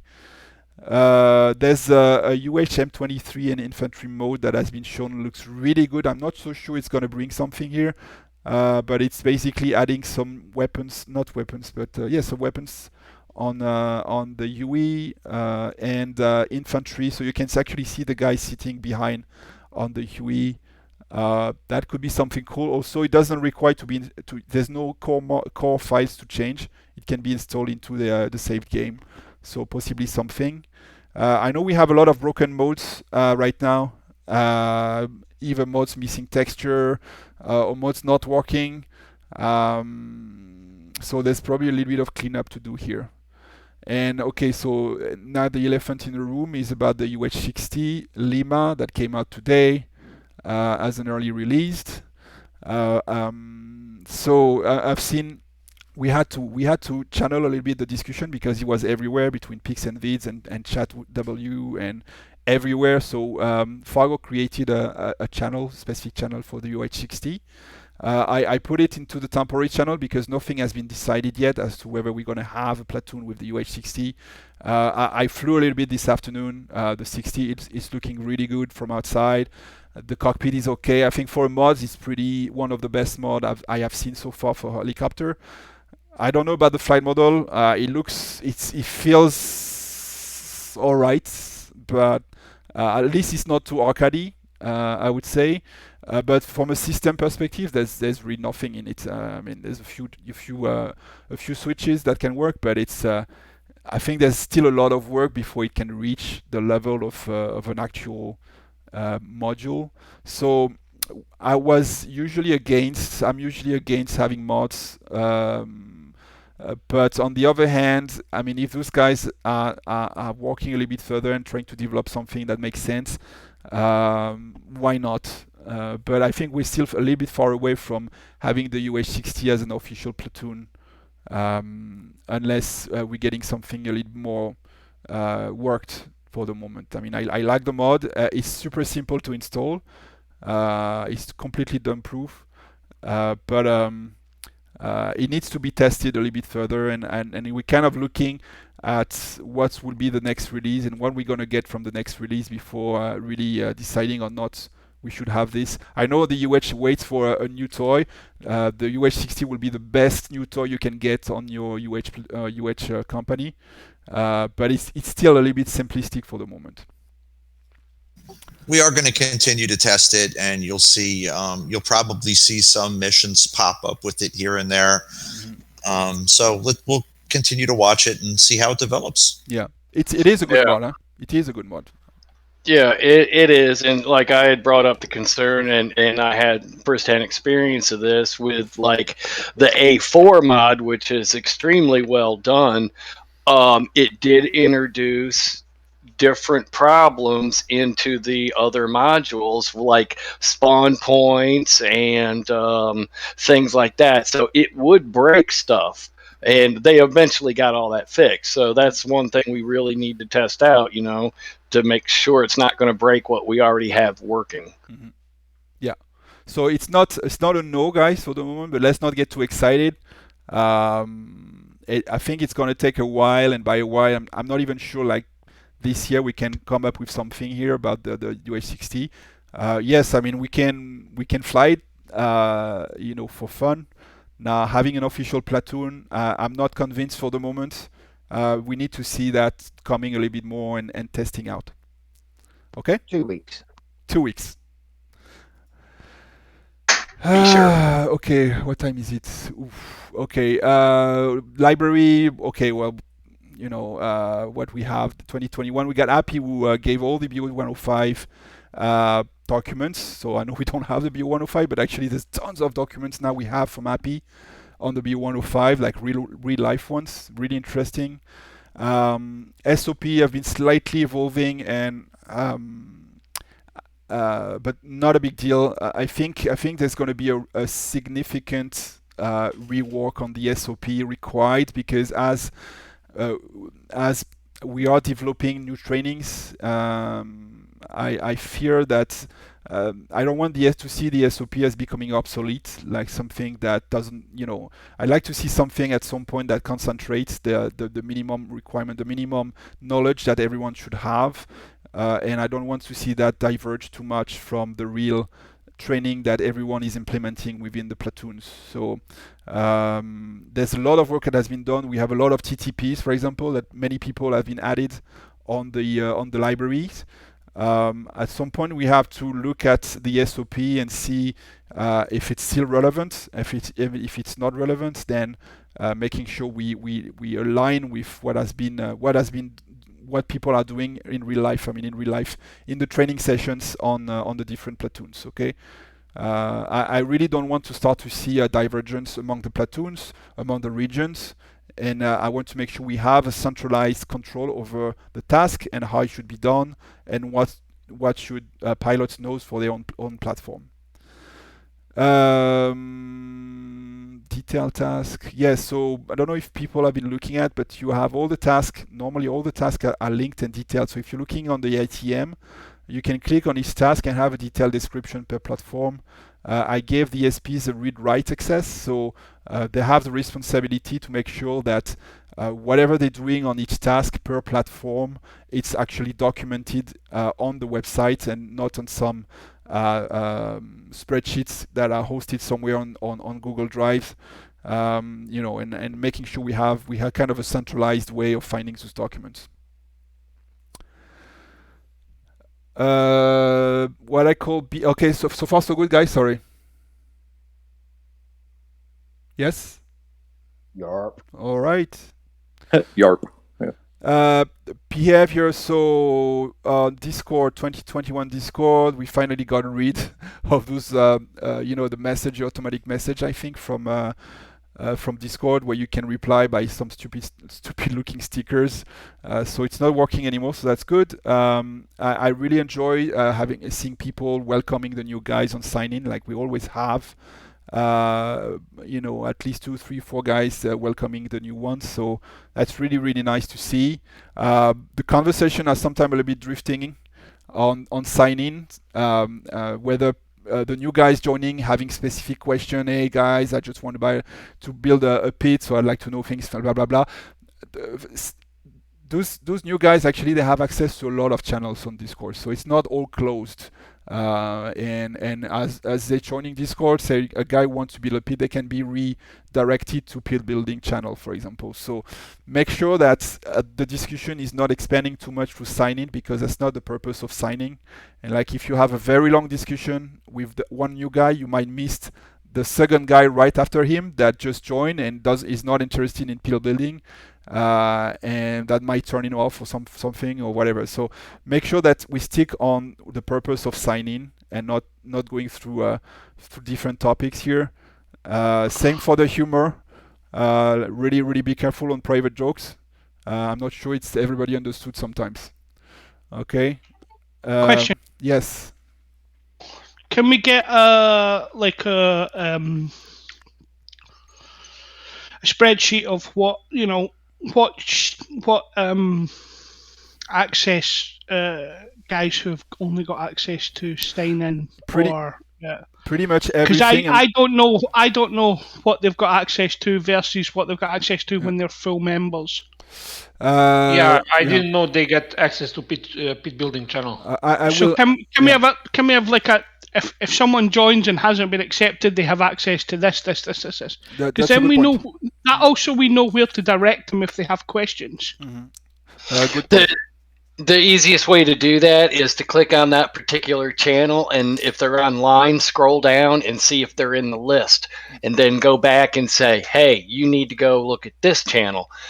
If they're not listed when you click on that channel, they're not able to see it. Yeah, I mean, I can list things also and see. Yeah, I but can we give it to need you. we need to scroll through all channels to see what make a list. Okay, this is what they can access. End of story. I do a spreadsheet quickly and pin it into the sign-in channel. Okay. It doesn't need to be. It only needs to be for non-BSD members. Yeah. Just say if someone joins, they have access to this channel, this channel, this channel, this channel. Yeah, sure. And that way, I know when not to be. Yeah. When me and Mickey not to be taking the piss out of each other. Okay, good. That's a good suggestion. Okay. What else? Political discussion usually I contain, so it's not spilling out outside of dilly, so that's good. Not a lot of the dramas overall. Off-topic posts still happen all the time.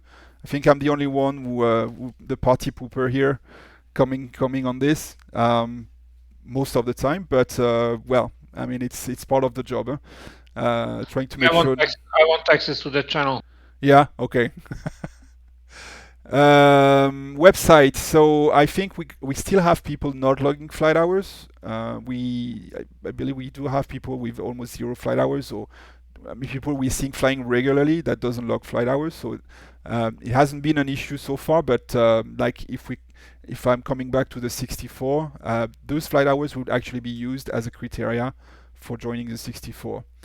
A lot of reliance on Discord, and I understand this is the most active part of the BSD organization, but sometimes it translates into some lack of knowledge about the website resources. So I got questions from people say, hey, where can I find the ATM on Discord, or where can I find the task description, or can you send me a link to this document, because people have been talking about it and I don't know where to find. It's all on the website. It's just like I don't think all the people that are on Discord actually knows what you can get from the website. ED forum signature. So yeah, I mean there's if you're going into the media, going into library/media, I think there's you can use a standardized signature if you want to use it if you're active on the ED forum. And showing that you belong to BSD, you will belong. You're flying with BSD. It's usually useful because that's where we get a lot of people from. We've got one guy who joined this morning and he said, "Hey, I've seen a post on ED forum with your SIG, so I'm following that up, and I'd like to know a little bit more." And he just registered. So it's good communication usually. If you guys are regular on ED forum, if you're willing, that would be really helpful to have the signature and showing that you're BSD pilot, because that definitely works as a recruitment means for BSD, and also in terms of visibility. Mission-wise, I don't think we had a lot of dramas regarding people showing up unannounced, unregistered, unbriefed. Maybe 1 or 2 cases as far as I could remember and see. So. But he's not here anymore. Okay. Yes, some left. That's right. So far so good, guys. Good work. I mentioned that some cases of I can fly anything, so I made my point already. Still several pilots without the BSD tag in MP. It's not a big deal when we're flying MP internally. It is when you're flying MP on a multi-squadron event. For me, because I like to make sure that if we have a lot of BSD pilots taking part in a multi-squadron event, I want to make sure that everybody can see that we have a large group coming out from BSD. So the tag is just adding, you're going into your game, you're going into multiplayer, and then you have an option to change your multiplayer game. You just add brackets BSD before your name, just like what you have on Discord. So it shows when you're logging in and you're flying on multi-squadron or on public server. It happens you're flying outside the server 1, 2, 3. It's good for us to have at least seeing that outside the official BSD server, you have BSD people flying on other servers. Okay? It's your uniform when you're flying. Overall, yes. Again, I don't remember massive dramas this year. We have the sedition attempt on the H site, but it was pretty limited at the end of the day. But I don't have. I think that 2021 was pretty good, and I just added this. Like I feel like every year, but like really strongly, there's 2021, the sense of community. I've been able to delegate a lot of tasks that I used to do. And I've seen a lot of people asking me that they wanted to get involved, they wanted to participate. They say, "Hey, can I, do you need money? I can do. I'm not good at doing mission, but I can do. I'm good at doing skins. I'm good at programming. I can give you some bandwidth for some hosting, like Drummer. I can offer you a server for a limited time. I mean, there's always tons of people, and I think it's awesome that really want to be more active than just flying the missions. And there's this sense of community that I cannot find anywhere else. It's really a community in BSD. It's not something like around one guy. It's everyone working here. Everyone is bringing their own knowledge and their own capability, and they're always willing to share that. So it's really awesome to be part of it. And I really want to thank you guys for this because I really enjoy that. All right, I think that's the last time you're going to hear me. Then we're going to switch to the PL and company commander and SPs. 2022, what is planned? Obviously, H64, H64 integration. We're going to keep doing those raffles and competitions. I think it's working great. The combat flight dev interview is coming up next Saturday. We haven't been doing a lot of multi-squadron. I think we haven't done any multi-squadron event actually in 2021, if I remember. Maybe one. Yeah, we did one. Yeah, one. I think there was a lot of the 24 coming. We had to do the integration, and there was a lot of things going on in 2021. We didn't put so much emphasis on multi-squadron, so I'm not sure it's going to be better in 2022 because of the 64. There's going to be a lot of work on the 64, but yeah, I'm just sorry for the interjection, but I've already taken it on kind of as a personal thing to try to get that going again. Okay. I'm in touch with Terry's squadron, the 122 guys, and I'm working on a replica mission of the rescue of Scott O'Grady. Awesome. Good news. Okay, so hopefully more multi-squadron events. Again, multi-squadron, we're taking aerial ones only, so that's the few privilege that you have being an aerial one is to flying multi-squadron event. For those who haven't heard, yeah, go ahead, Fargo. Let me tell you, this is the reason to push yourself across that line because it's so much fun. Watching enemy airplanes being shot out of the sky up above you, seeing the contrails. Sometimes they come and shoot shit like right in front of us too. You do get to see them sometimes. Depends how we organize the mission, but it's my best memories of DCS missions are of multi-squad events.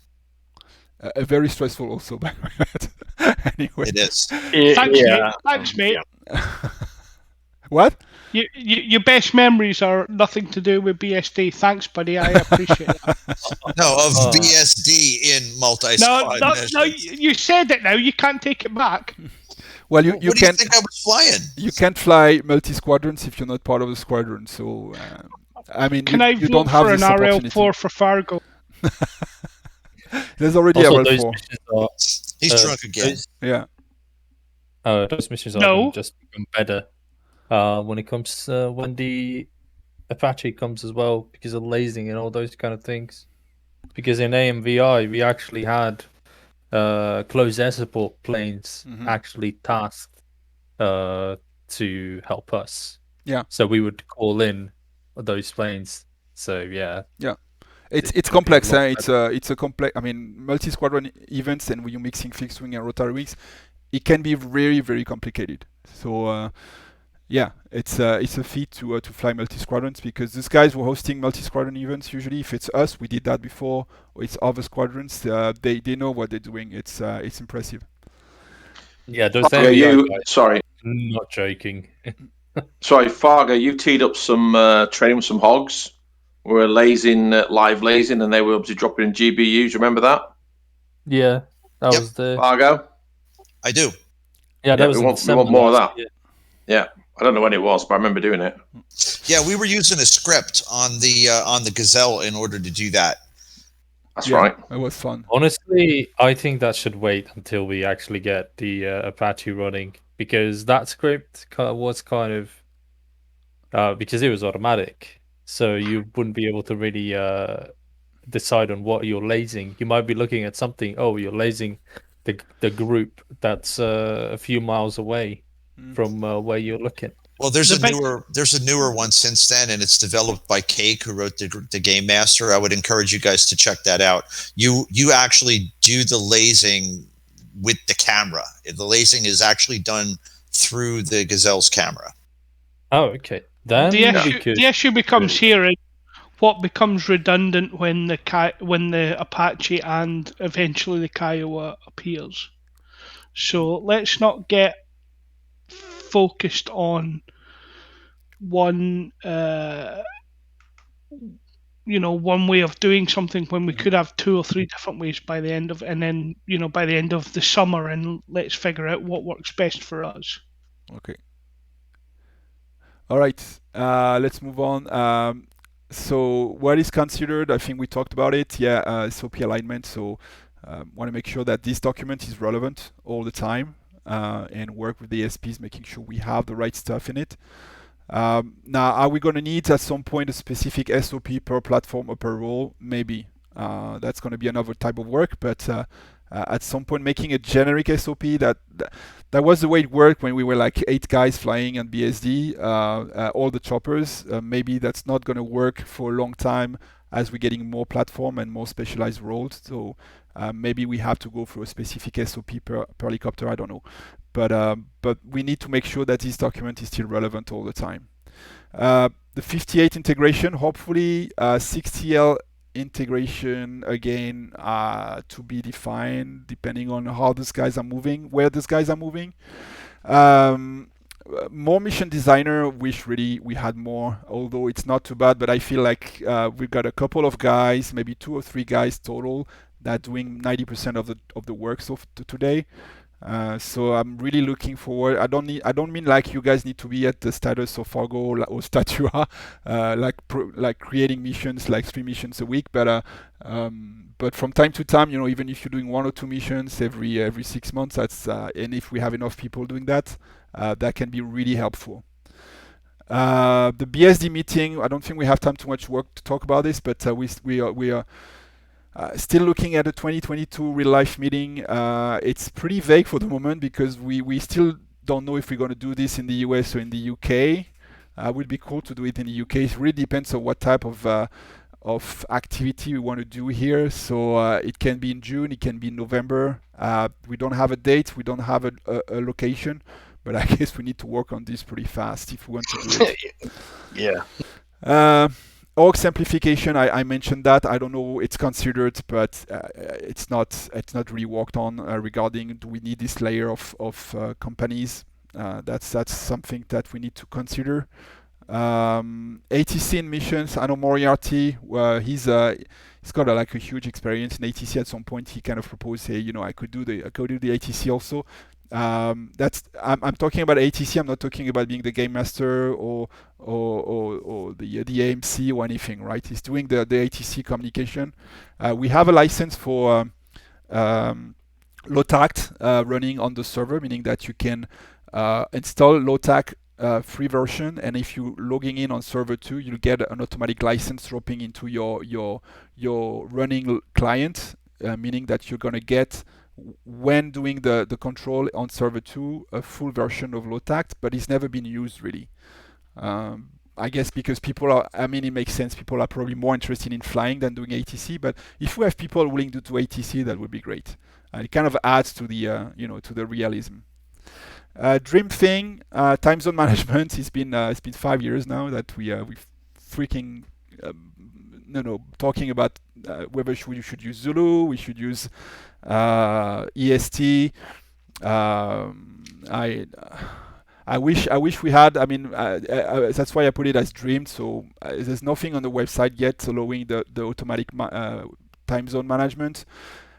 We need to work on having EST. For those who are not part of the discussion, why are we using EST? Is because if you are using Zulu in the US, the mission will appear on the website the day after it actually happens, because of the time difference between Zulu with Zulu, for example. So say if you're flying at 9 p.m. EST time on Saturday, the mission will show up on Sunday morning. And most of you guys, when you're looking at the website, say what's mission are coming, the first thing you're going to look at is a day. So say, oh, there's a mission on Sunday. Good, I'm going to check that out on Sunday. And then you got a lot of people not showing up on Saturday night because they only saw that it was on Sunday. So I don't have a solution yet. I wish we had. The only workaround for the moment is to keep putting those new missions using EST, Eastern Standard Time, on the website, and between brackets you can use the Zulu time if you want. Okay, but keep using EST for the moment. Automatic flight time log, that would be great, but there's nothing done yet. Although I know it can be doable, but Flappy has been super busy right now, so I didn't want to bother him too much about adding this functionality. Regions, we have more and more people coming and joining from the West Coast. So we have, when you're thinking about it, we have a EU region with about 5 to 6 hours time difference.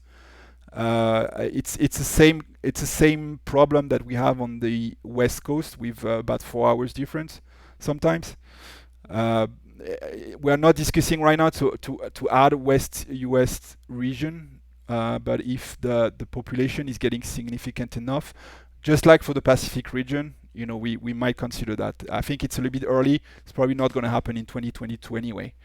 But we have people from Taiwan, from Australia, that are flying with us, and it must be really complicated sometimes on the evening missions, for example. What we're not going to do for sure is having fixed wing platoons. The day we're going to have fixed wing platoon in the BSD, that's probably the death of BSD, and we have several examples of other squadrons that made this mistake. So absolutely no fixed wing platoons in BSD.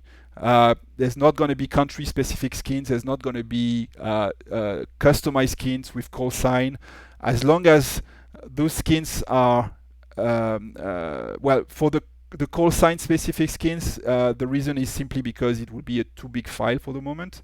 The way DCS manage the skins.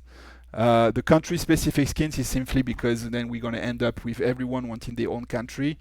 And this is not really the objective of BSD. We don't want to have something that has a color of a specific country here.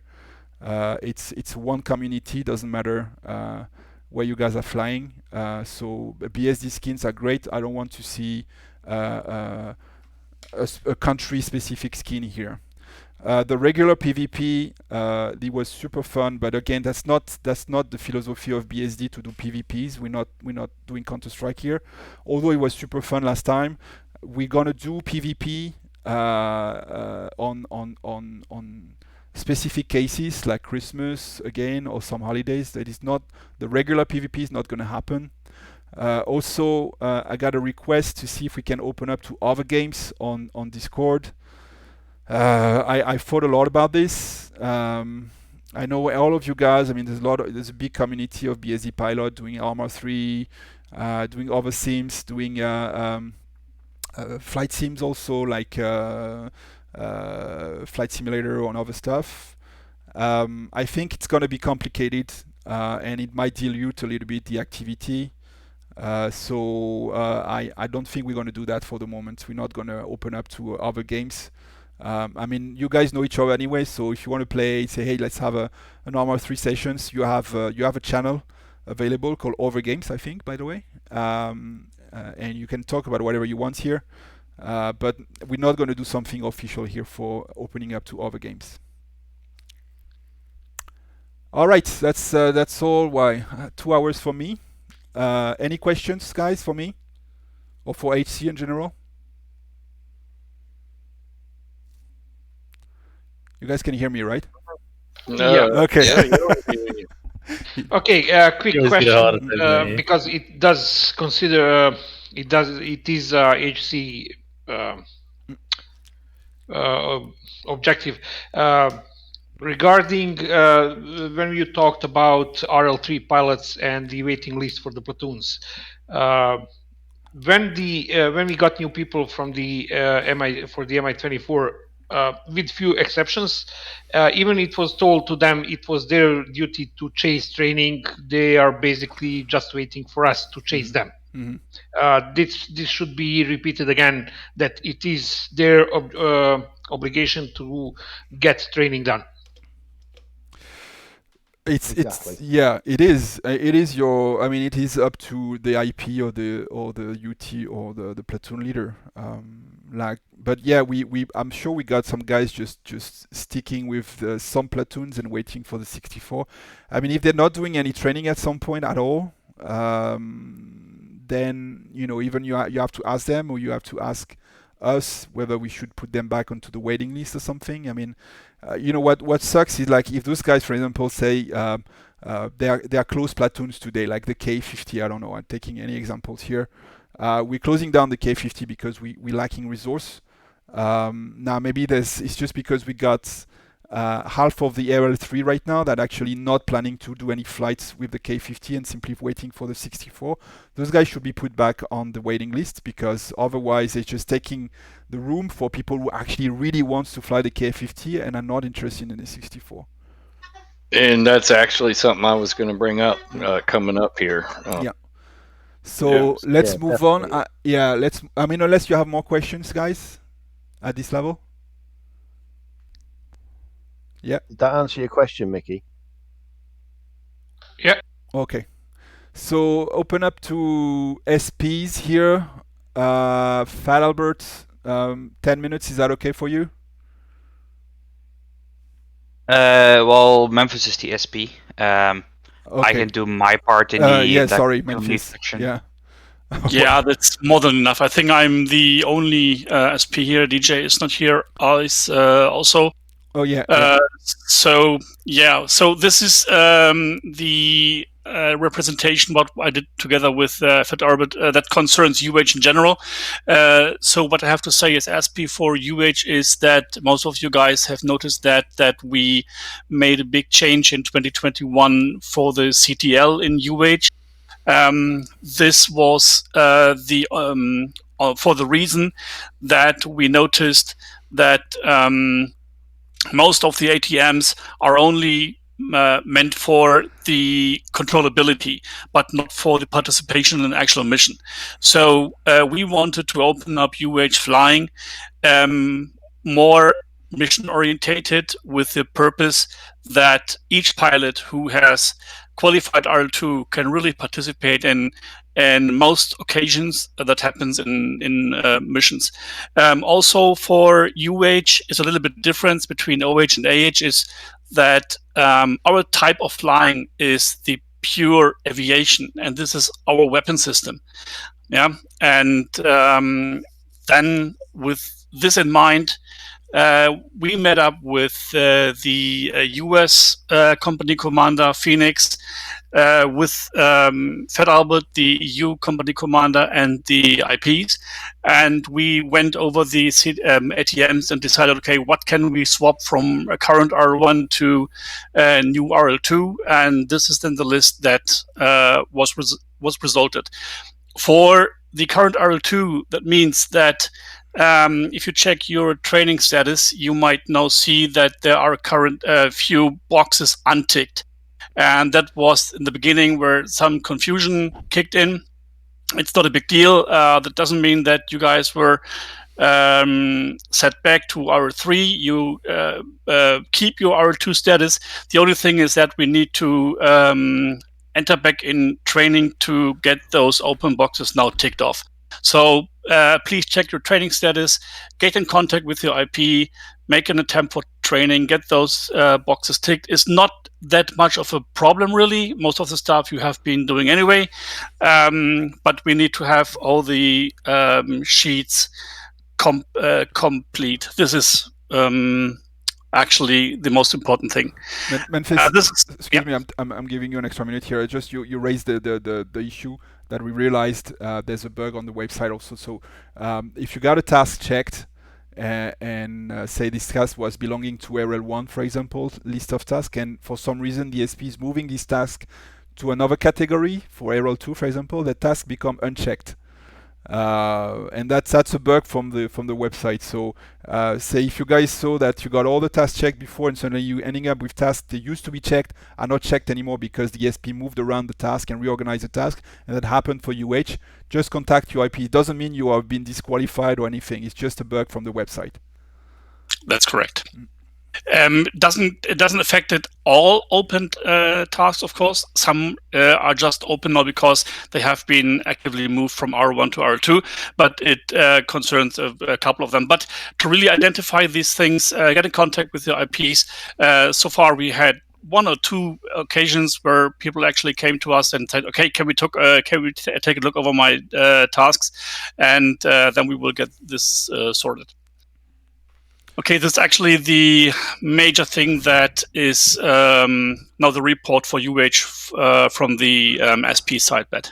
I lost. So you got several slides. I don't know which slide you were talking about, Memphis. So this was actually there wasn't really a slide. It was just a paragraph where it was describing what I just said. Okay. So there are no really graphics or so. It wouldn't even really fit now to give a representation about which task, which ATMs have been moved from one to what.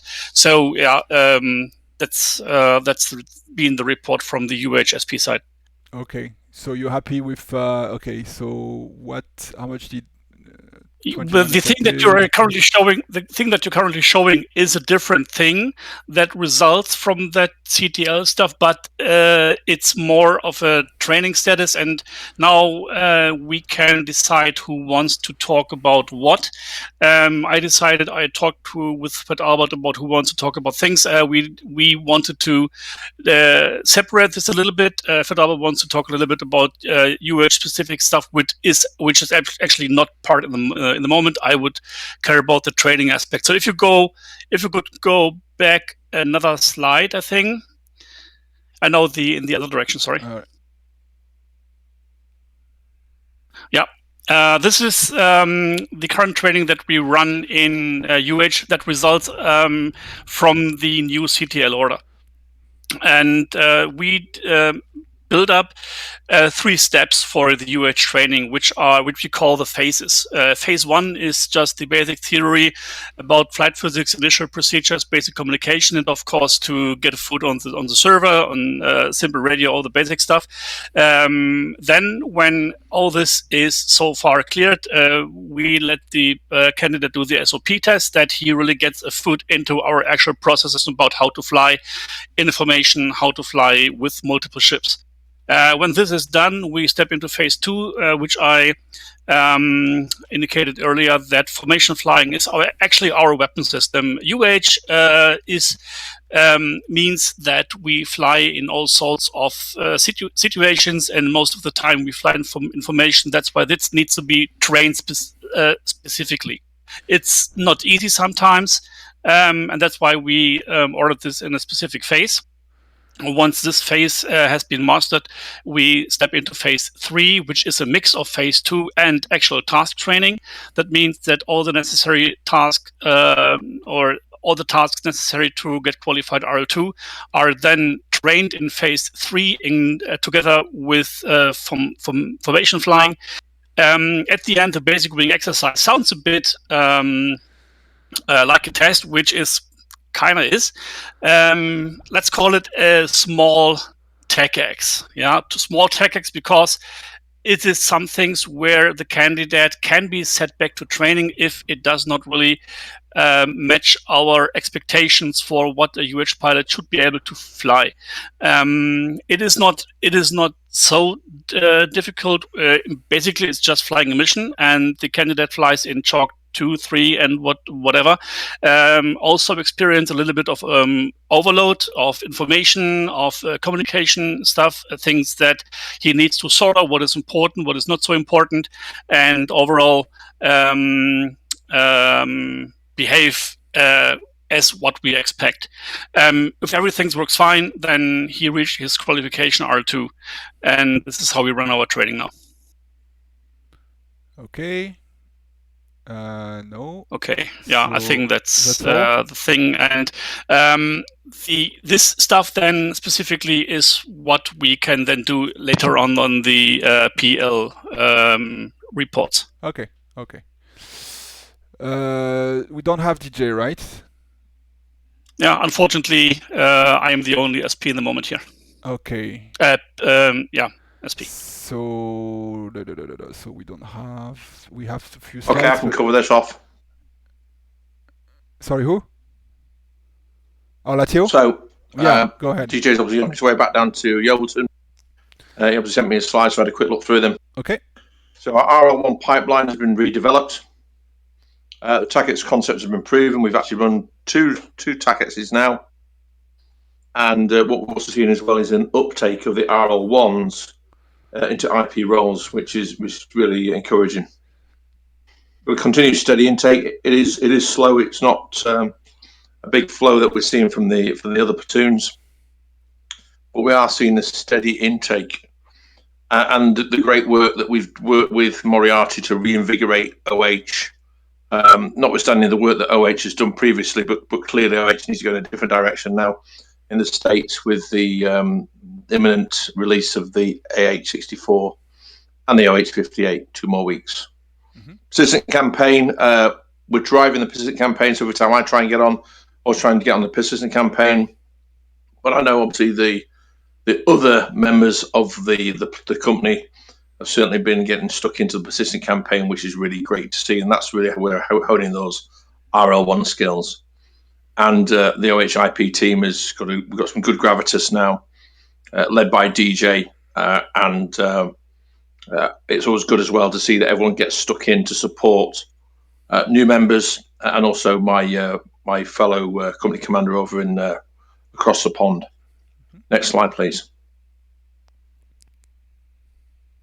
So what have we done with the RL1 syllabus? So we provided more of a linear and relevant training pipeline, and it's a real focus on driving tactical awareness, decision making and capacity, what we call the OODA loop: observe, orientate, decide, and act, with the eyes and ears of the battlefield. And what we're trying to really do is really drive that tactical awareness on the battlefield.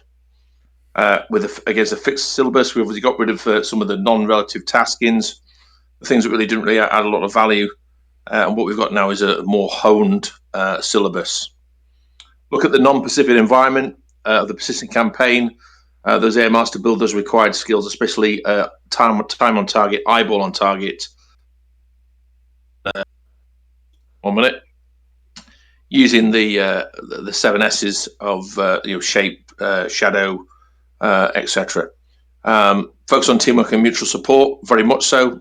It's a team event. It is OH. We're not in long convoys. Usually work in pairs, and that's how we also cascade it down to the TACEX as well and the NAVEX. And we've got a standardization of IPs throughout. So whatever Juicy's training or instructing, whatever I'm instructing, whatever Moriarty is going to be instructing, we've got a repeatable and a reproducible standard. So whether or not whatever Moriarty is going to be doing in the States, whatever we're doing over here, it's the same standard. And I think that's what gives us our strength.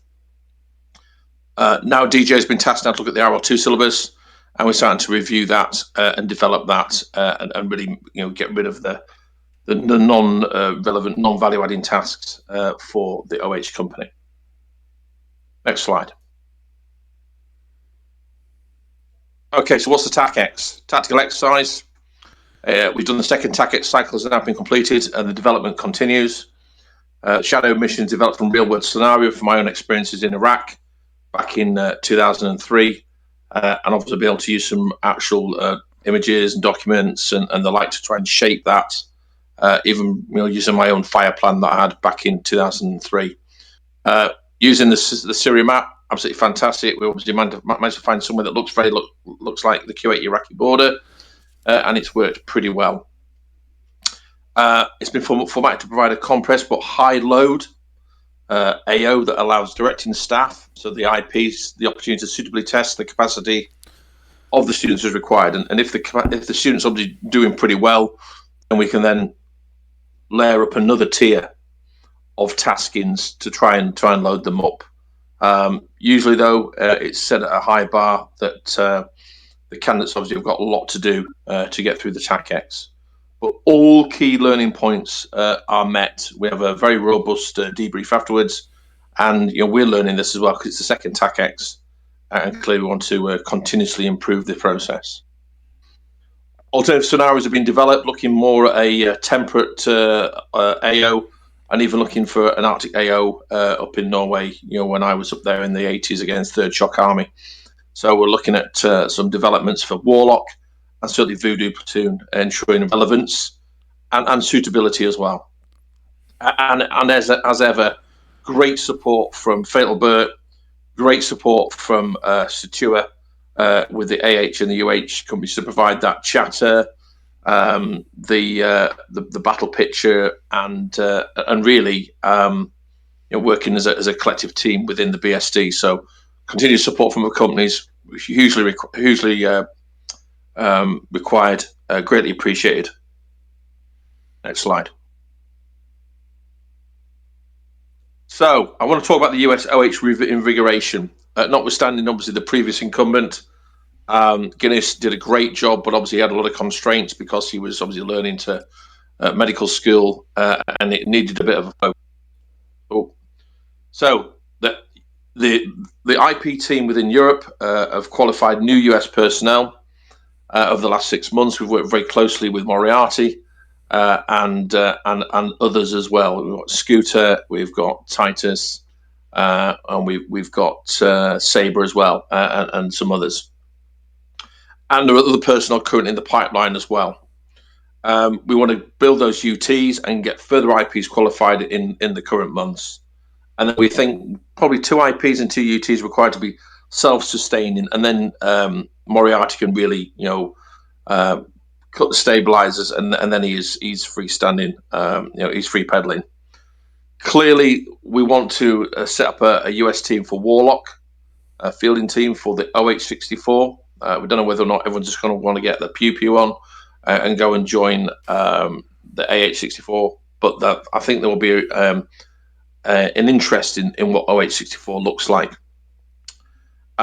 Clearly, legacy US IPs are now uncurrent due to the change in the training regime, focus and techniques, but we're more than happy to bring those back through the process and requalify them as IPs if they do wish to do so. Next slide. So, Warlock Platoon. So, there's a plan in place. 1 minute. I was going to sort my fucking push to talk out because it's been a bell.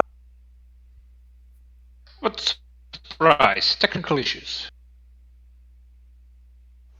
Hey, he's been a lot better than normal. Hey, SOPs, I agree. Behave yourselves now. Come on, behave yourselves. Okay, so the fielding plan is in place to begin upon release. The fielding is about 4 weeks, and the training syllabus is going to come from the fielding process moving forward. The RL training focus to be on very much systems development and handling, and understanding the suite of iStar equipment that's actually in that aircraft. Primary IPs, they'll be included on the fielding team. So that means immediate readiness for current R1 conversion to type. So we're converting to type the actual aircraft, and then what we want to do then is convert to roll, actually learn how to fight the aircraft. There's collaboration, future exchange with the AH IPs to be discussed, and that discussions has started. And the persistent campaign deployment request to be filed upon completion of the RL1 conversion. And I think there's an aspiration for the aircraft to be flown from Incirclerk, which is the NATO base in Turkey. That's an aspiration. Next slide, please. So, further points. Persistent campaign. Thank you to the mission team. I didn't realise the amount of horsepower that's actually driving that. I thought it was Statua, Akani, and I think obviously Fargo at the helm. But I didn't realise there was so many other people involved with that as well. So big thank you to the mission team for their continued excellent work, and you've given us some really punchy, crunchy missions to get stuck into. It's an excellent environment for continued ops, currency flying and RL1 training, and like I said previously, to really hone the RL1 blade to then prepare our pilots for TACX. Some superb training with scenarios, and also regularly on request as well. We want to do something, the guys obviously go away and they'll come up with some blueprints, and then we can go and fly it. Always great fun. And that's the main point of it all at the end of the day, is to obviously have fun. You know, it's not meant to be, you know, go back to my days of 229th, where literally my headset was literally dripping off my head. It's got to be fun. It's got to be enjoyable. I'd like to thank as well, on behalf of from DJ, hard work and dedication of all the members of the IP team within the OH. Outstanding level of training, motivation, and we're always looking to continuously improve and ensure that we remain and keep that bar high. Next slide. That's all. You're right on 10 minutes with you. There you go. See, amazing. Do that for 11. There you go. Okay. Cheers. Thank you very much. All right. So Gun's not here. No, he's not here. He didn't give me anything anyway. So we're gonna go to the CCs and PLs, starting with Gimbal. Gimmel's not here neither. All right. He's in bloody Mauritius. Oh yeah, you're right. Anything? Do you want to hear my dulcet tones, or do you want Juice to do say this something one? Here? Well, go ahead. Juice has got a slide anyway, so I can cover this because this used to be my platoon anyway. Okay. So clearly, at the moment, the OH is the shadow platoon. Yes, we are in waiting for OH-64 and OH-58, and certainly when those aircraft come in, these platoon commanders will be busy as it is. So current strength, we've got 13 active pilots. We've got 6 UT/IP, and our pipeline's quite small at the moment. We've got 4 RL3 trainees. Our achievements in 2021, RL3 trainees to RL2 pilots, we've achieved 5, including the 2 in the States. RL2 pilots to RL1, we've achieved 5, including the 1 for the US OH, which was Moriarty. We've reactivated pilots from LOA, which have been 3, and we've had 1 pilot that's transferred from another company, an ex-AH pilot that's come across to us. Our strength within the UT IP cadre, we've increased from 3 to 8, including the 2 US OH, and we have courses, including the 2 US OH. Courses ongoing. Gimbal's obviously running some excellent Lima training in armed security operations, so we're not constantly using the mic and precision weapons. We're obviously using the 68mm SNEB rocket pods and the 20mm cannon. We're also doing some work with 5-line talk-on training with AH. Obviously, I've got set some dialogue up with BK to look at that 5-line talk-on training with AH as we have done previously. Next slide. Juicy boy, you're up. Okay, so this is just a quick 2-minute slide here. Obviously, you can see the org chart there. As far as the 58 goes, we still have a vacancy on the US side. So if you feel you want to fill that, speak to Moriarty and fill that slot. So the question is, what do we need? There's absolutely no fixed date of when we need it. My personal feeling is going to be the end of the summer, beginning of the autumn of this year. But that's just my personal feeling. But what do we need? We need a fielding team. We need the first group of IPs, the same that's been done for the 24, the same that's going to be done for the 64, both for AH and OH. So if the 58 is something you're interested in and you want to be an IP, make yourself known. Let us know.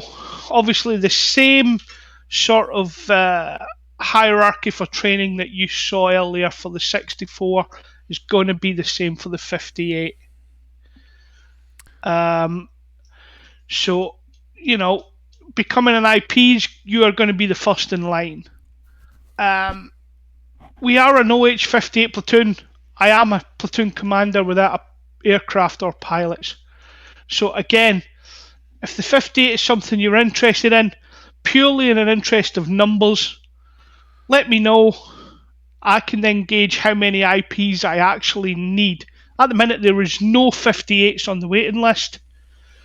But if I need 3, the quicker I get through the amount of IPs I need, the quicker I can open up the 58 side and start training. So let me know, and we can go from there. I think that's Thank really you. all. That's really all. Thanks, Jules. It really depends on the. I mean, we need some kind of date here. That's the thing that's hurting us the most is like we don't have any idea about when the 58 is coming out. Yes, sir. And you know, the moment we finally got at least something like by the end of summer, then you're gonna start to see loads of people like suddenly get a big interest in the 58. But it's so.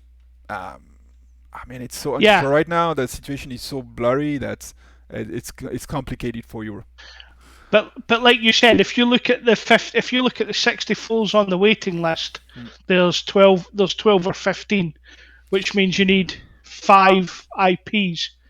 So we can't work out the amount of IPs we need to be able to open the platoon until we figure. I'm expecting to see 64 guys moving to the 58. Honestly. Juice. Yeah.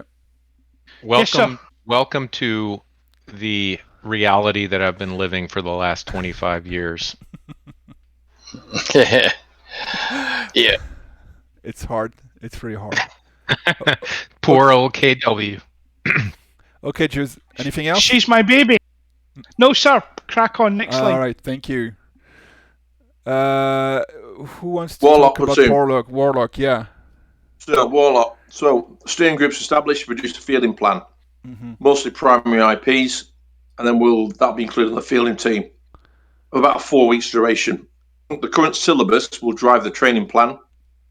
And then what we're looking to do is then get that CTT RL1, which will then have immediate readiness conversion to type. In my honest opinion, we'll need multi-crew to fly to work with OH-58D and the SA-342, probably less as much the SA-342. There's certainly an aspiration to undertake those short exchanges with AH to build up capability. But I think we may also need a larger footprint to support as well, not the various FARPs we've seen previously. When you see the images of the AH-64, pretty great big tar tanker, and obviously a lot of bods to support the AH. I'm sure Burundus may have a viewpoint on that as well. And then the piece about Interclerk in Turkey, again, probably just repeating ourselves from the previous slide. All right. Yeah, we haven't talked about multi-crew, but I haven't seen that taking off really, to be honest, even with the 24. So I'm wondering if it's going to be the same for the 64, and we'll see. It will be a thing for OH. We're going to push it for OH. We did discuss this when I came over to the meeting, and we had that discussion of an evening. The whole thing behind OH is with regards to when we first initially put forward the proposal for the OH-64 was that it was going to be about using it as a multi-crew platform, because that is something that really is driving OH to want to use the 64. So I think you'll find that although the 24 hasn't been used primarily as a multi-crew environment, OH, by virtue of the way that they operate and the people that are within that, and that's no disrespect to anybody else, but just the guys that I've been speaking to, that's the way that they want to build it. They want to use it as a multi-crew platform. Yeah. Hopefully, it's not all guys who wants to be a pilot, and no one wants to do like if they all want to fly, but it's I want multi-crew. Okay. No, so who's going to be the gunner? No, not at all. No, because it's the thing is within OA, the guy that's primarily in control, not the pilot that's flying. Yeah. But you're not flying. I mean, you're not really flying. So that's a one thing that Juice did say. It's more about platform than the role. MI-24, you shoot 8 gems and you don't have much to do except be another set of eyes, looking outside. 64, you have full sensor suit to use, so you will be quite busy. Yeah. One thing that DJ did say was that he would rotate the roles, just like we do in the British Army Air Corps, so to maintain currency. So if you're a pilot, you'll be in the front seat at some point, and then you'll be back in the back seat. So you're not always sat flying the aircraft. You will be commanding the aircraft. The other thing is, as far as OH goes, when the guy in the front seat's got his head buried in the sensor, the pilot's going to have control of the cannon. He is going to be aircraft defense, so he's going to be looking around.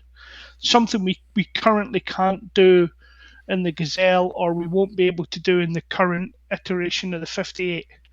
He will be looking around. If we get bumped, he's got the ability to pop off a few rounds with the 30 mic and get out of dodge.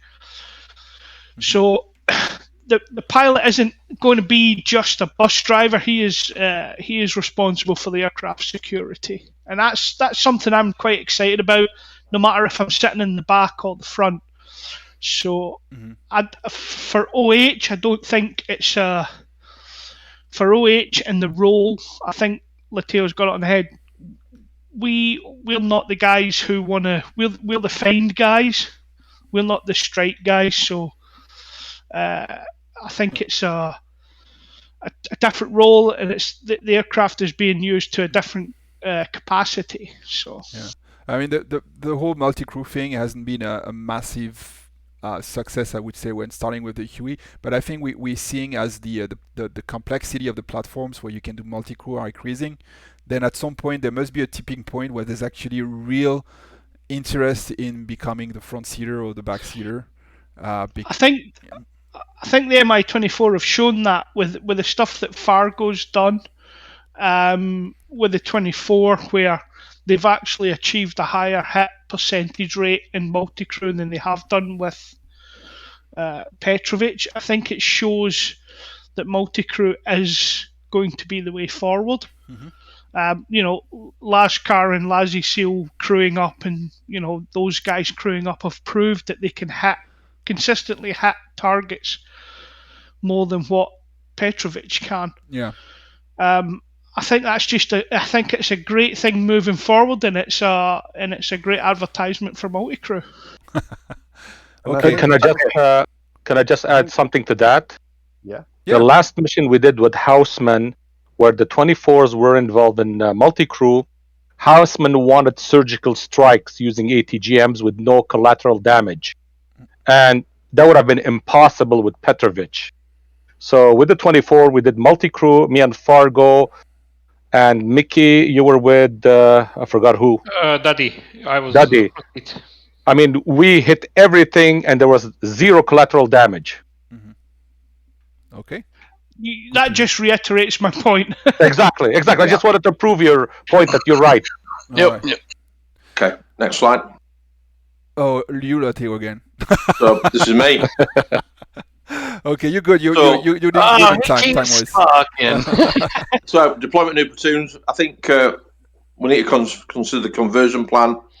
The Warlock and Voodoo will be 3 phases and a means of a steady cascade of training of the leads. I think we've got that one nipped. I think the platoon leaders we've actually now got in place. I don't agree with getting rid of the company commander position. I think it's integral to the command and control of platoon. AP training establishment desire, bring the RL2 through UT through assistance with the RT3 training to ensure that they understand the syllabus. Inter-platoon transfer, yeah, I'm keen on that. External recruitment, care needs to be taken with their new registrations. Probably a little bit of vetting to ensure they're here for the right reasons. I think we discussed that before. Bad. And I know you've got DJ managing the social media piece for BSD.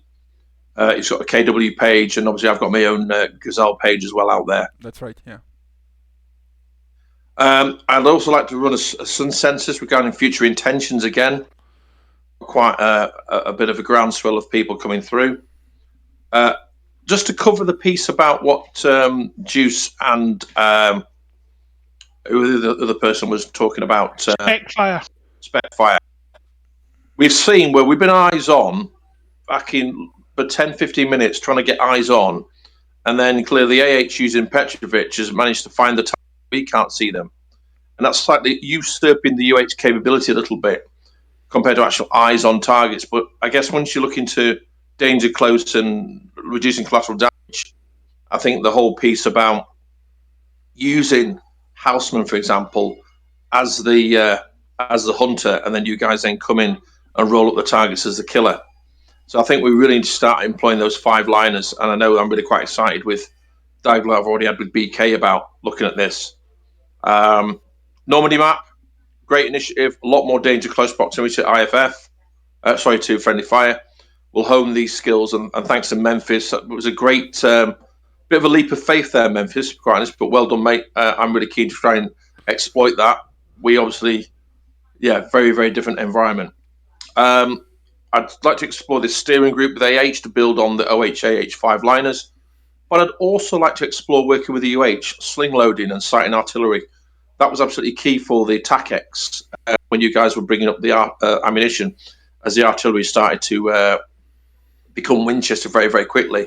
Also looking at some different FARPs as well, active FARPs, silent FARPs, jump FARPs, rolling FARPs. There's a whole raft of different skills that we can bring into bear working across the different companies. And even sling loading damaged aircraft. You're sling loading a damaged Gazelle that's been obviously been hit. Our 6mm perspex doesn't keep a lot out. And finally, any special Musco loads as well, I-Star equipment, which was a popular one in Afghanistan.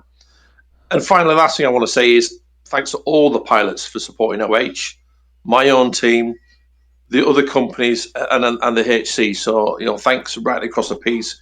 We've come a long way, and 2022 looks super exciting for us all. So thanks very much. Thanks, Lateo. Thank you. I'd just like to reiterate the point Lateo said about the company commanders. I 100% think it's required. Platoon commanders have different ideas on how their platoon should be run. Gimbal and I have had different ideas, and it needed someone like Lateo to put us both on the naughty step and tell us to wind our neck in when we've had our disagreements. Okay. I 100% support Lateo, and I 100% support the company commander role, and I think it should continue. All right. Well, that's something. Thanks, dude. I appreciate that, buddy. You're going to see some more conversations about the 5-line and OH-AH pieces coming up. We've got some new guidance on that, and we are going to be doing the 5-lines, but the 5-line is intended to be from ground to air, and we have a little different approach when it's going to be air to air. Right. Okay. Thank you, guys. Mo, you ready? Okay, I'll try and be a bit more strong and silent type and talk not too much. Handful of things. I'd like to apologise to some extent for my lack of participation in the last 3 months. Been very busy with real life, real work, a lot of work on my plate, and finding in the evenings and the weekends having less time and some less to get involved. No worry. So real life first, Mo. Yeah, I know. Still get kind of weighed on my mind a bit. I would love to be doing stuff, but just couldn't muster the bounce to get in and do stuff. I've got a little agenda there. For example, I think it's already been talked about. Concern about how many 4. Obviously, that's my interest. 24 pilots, 64. I think it's an unknown quantity at this stage, but I think actually it's interesting to the people here tonight listening in. All the 24 IPs are here, but none of the squad members. I'm kind of slightly concerned that the 24 squad is a little bit vague at the moment. Actually, think that to some extent that the multi-crew issue is partly responsible. That has been raised already in the last Juice's last conversation about that. I think multi-crew. I think some guys turn up, want to get involved, they want to fly, they want to shoot stuff, and they want to blow things up at a distance. But then when you start saying to them, okay, well, I'm going to be in the back, and you're going to be in the front, and you're going to do this, and I'm going to take you there, the interest, it's kind of a bit specialist, and it's a little bit off-putting for some. We've seen some people drift away for that reason. You know, they want to come along, fly, just be a solo pilot, and a lot of people coming single player to squad playing and then to multi-crew, it's maybe finding fairly early on that it's not really for them. That's just a thought. It may not be backed up by anything. Something that Mickey asked me about, and I think that's something I read months and months ago when we were actually working on the website, was the idea of having, this is general, not just 24, useful to have a tag or a field in the training record showing who the IP is or has been for each task, or particularly for each pilot, maybe who's been focused on the trainee.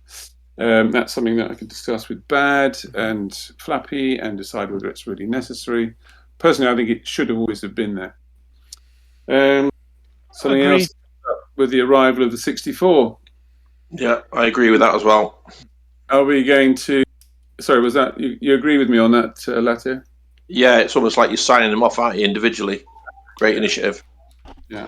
Yep. Well, it should be... I wanted it there in the first place, but it was one of the things that, you know, didn't get put in.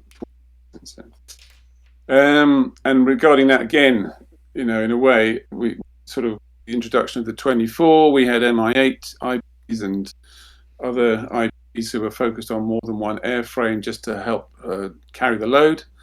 Is that going to be the case again with the 64? Are 24 pilots IP is going to be expected to help train with the 64 and as well on other things, or how is that going to work out?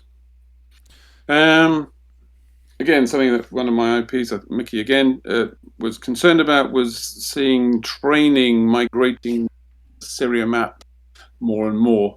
I'd like to see actually more training brought back to the Sochi environment as a kind of training group and broaden out in the way that the OH-AH area north of Sochi has been developed.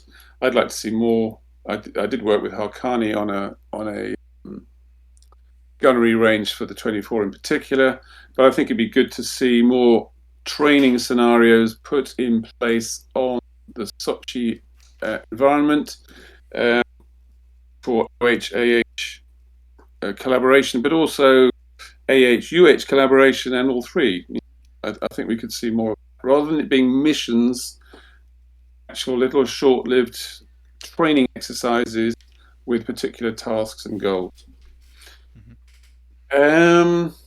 Something I'm going to raise again, raised a million times before, but I'm going to say it again in the light of the 64's proposed use for both OH and AH. I would still really like to see the 24 being given the ability to fulfill its multi-role design by being allowed to carry a small quantity of troops in an appropriate format under certain circumstances, rather than being denied on the basis that it's not a UH. It is a kind of assault aircraft capable of carrying specialist troops. Well, it's been done. I've heard. I've seen Fargo lately. I think picking up troops with the 24, right? Yeah, that's not a party foul at all, dude. You can do that, and if you want to make a mission where you celebrate or feature that, that's fine. Okay. Yeah, I always had the feeling that it was frowned upon or dismissed out of hand originally. So sorry, Mo. Sorry. We don't want to prefer it. We don't want to prefer the Mi-24 if there's a UE or an MI8 just sitting there with nothing to do. Fargo, though, we've got our mission though. We're doing for Cyprus. We've got Mi-24s, which are humping troops to the east because the UEs are building Nicosia. That's right.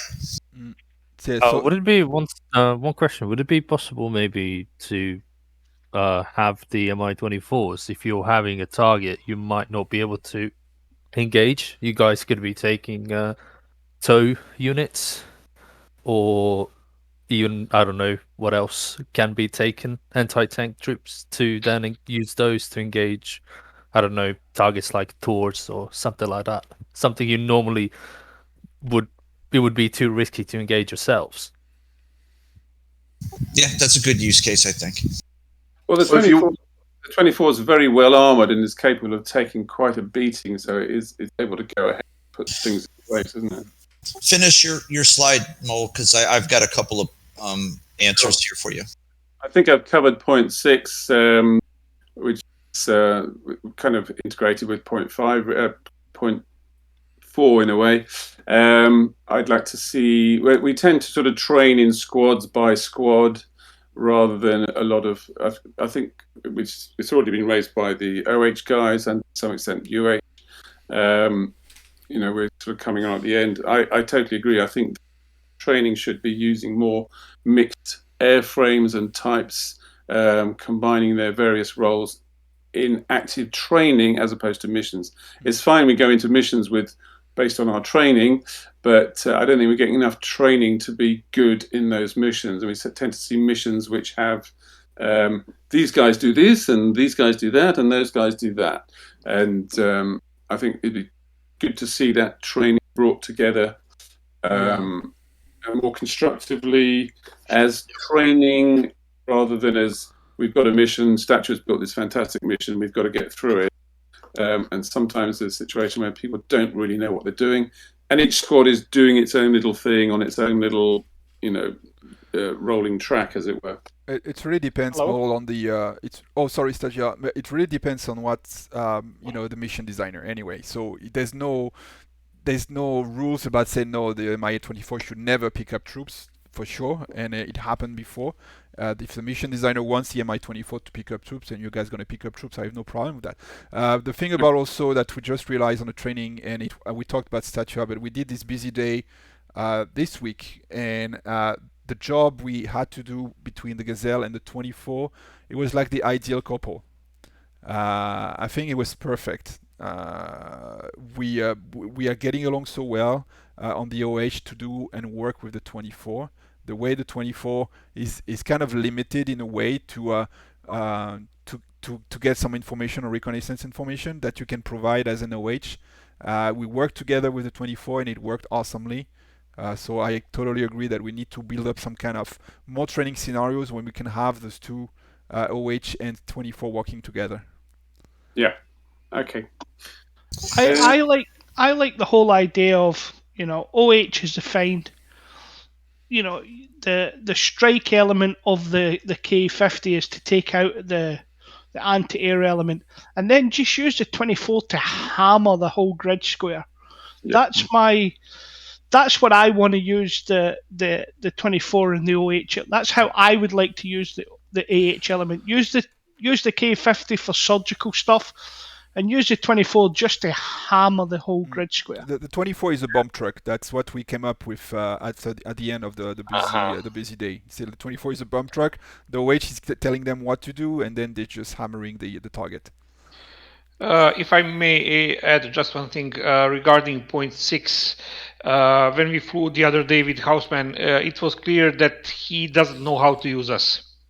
He doesn't know how we operate, what we can do, what we can't do. So I also agree we should start doing more training with multiple platforms working together or working on same missions, so we know what. For example, I don't know what K50 can do and can't do because I never flew it. I don't know. So we should work more together than we did before. Not missions, just normal training. If you guys, OH guys, are doing whatever, ask. For example, we don't have 64. Ask if 24 want to come along. Just so we can work. I'm not talking about five liners. That's now the new thing. I'm talking about just getting to know each other, how we can work together. Yeah, I mean, I agree with you. Five liners seems to be the new buzzword that's kicking around at this precise moment in time. It's not working with the 24. Put it into second place. Yeah, it's not working. I agree with it in some respect, and I don't agree with it in others. And Lateo is completely 180 degrees to me when it comes to this. But for example, when Fargo and I, way back in the summer, when when the 24 first came out, we did a couple of talk-ons, and the first serial we did, where I was talking on, was pretty awful because I didn't know I didn't understand the capabilities of the 24, and the second one was better. And I think if we'd done another couple, it would have got better, and it would have got better again. The idea is, I understand what a Gazelle can do. I don't understand what a 24 can do because I haven't flown one, and that only comes with training and experience. This whole thing is broken, and what we're going to do is we're going to wheel it into the workshop, and we're going to take it apart down to the frame, and we're going to build it back up the way we want it to be. We've got some good guidance coming from Barundis on how this is actually done, but with an OH recon company, and you're going to see a lot of activity in this area coming up. Hey guys, just for me also, don't forget UH in this. I think that, as I said, the Mi-24 can hammer an area, but 30 seconds behind that should be an UH platoon dropping those troops in. So the timing and the working in between those, I think that's what we're lacking. I mean, we're sending each group out. So the AH takes out the AA threats, and then the 24s go in and start hammering things. But then 3, 4, 5, 10 minutes afterwards, UH is coming in, and nobody really knows what's going on. We need more timing and more coordination between. I'm hoping I get a few minutes after you guys are done. I have some notes on it. That would be so sexy. On Mole's slides here, I just wanted to comment on point 1.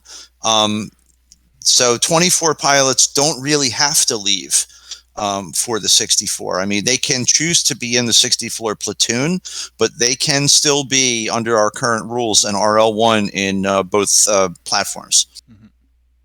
Yeah, so I don't think you may see people, certainly their interest is going to shift, but they don't necessarily have to leave the platoon. So I'm staying in the US platoon for the Mi-24. I'm also going to fly the 64, but I kind of like what's going on with the 24, so I'm going to stay with that for a while. We should also mention for those who are not OH or AH, for the UH guys who are want to fly the AH-64 but belong mainly to the UH, that they can very well, when time is due, do their training as R2 on the AH-64. I think that should be mentioned as well, right? Mm-hmm. Yep, they can go, if you're not in the AH company, you can go all the way up to RL2 on the 64. Yeah. Right. So okay, guys. Let me finish a couple of things I got to say here. So Mole also mentioned an increase in training on Server 2. What we're able to do is, if there's an appetite for it, we can load in some of the tooling that we use, like on the persistent campaign, where people can create their own scenarios and shape them however they want for any kind of particular training exercise. That's probably the easiest thing to do in order to kind of beef up the value of the training that can be done there. The Game Master script is actually running on Server 2, by the way. Oh, good. Yeah. Well, it's there. We just need to train people how to use it. Yeah. Fargo, is that all? I just want to finish the point 6. I'm talking that we should do more training, as whether it's OH, AH, OH, UH, all three together. Basically, we are mostly working together only on missions. I never seen a call from OH or UH guys. Okay, guys, we are doing some training. You want to join with us?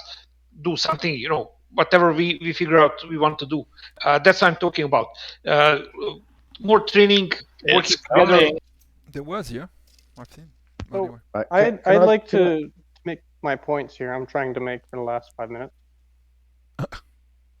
Who's can I? Stature? Yes, he's been trying to talk. Yeah, go ahead, Stature. Am I coming in okay? I'm coming in the garage right now. So yeah, you're good. Okay, so you guys keep talking about training between flights and stuff. This is kind of my meat and potatoes as an IP, is what I've been doing for the last year with Busy Day. is cross training between platoons. Some of the exercises are singles, like combat LZs with the UH, but a lot of the exercises are groups. We have convoy escort, we have air assault, we have this one.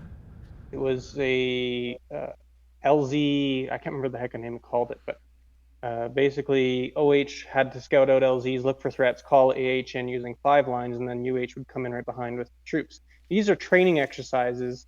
These exercises are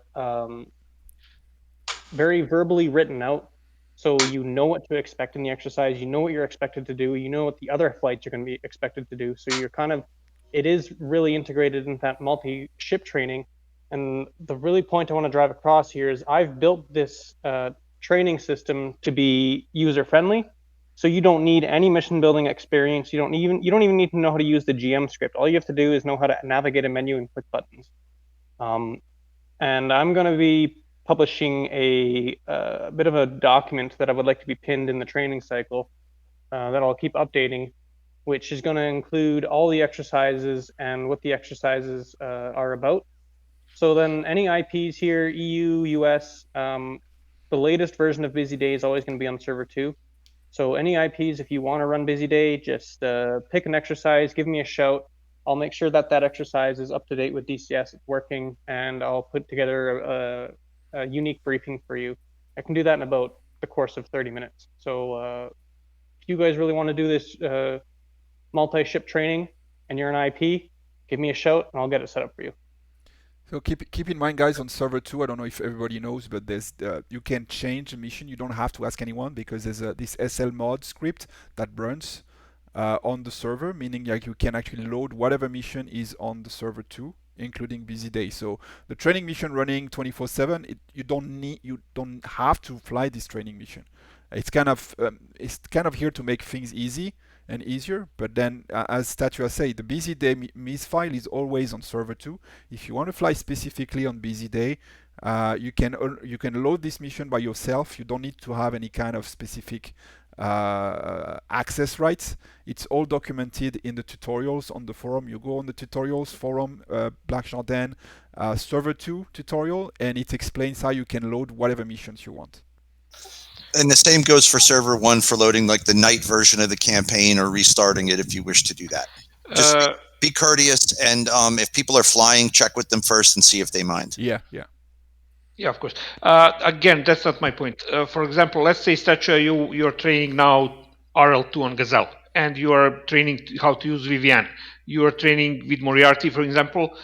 Just doing so. Go on Discord, say, Mickey, okay, we are training how to use Vivian. Let's go to gun range. We don't need to do anything crazy. Sochi, normal training day mission, gun range.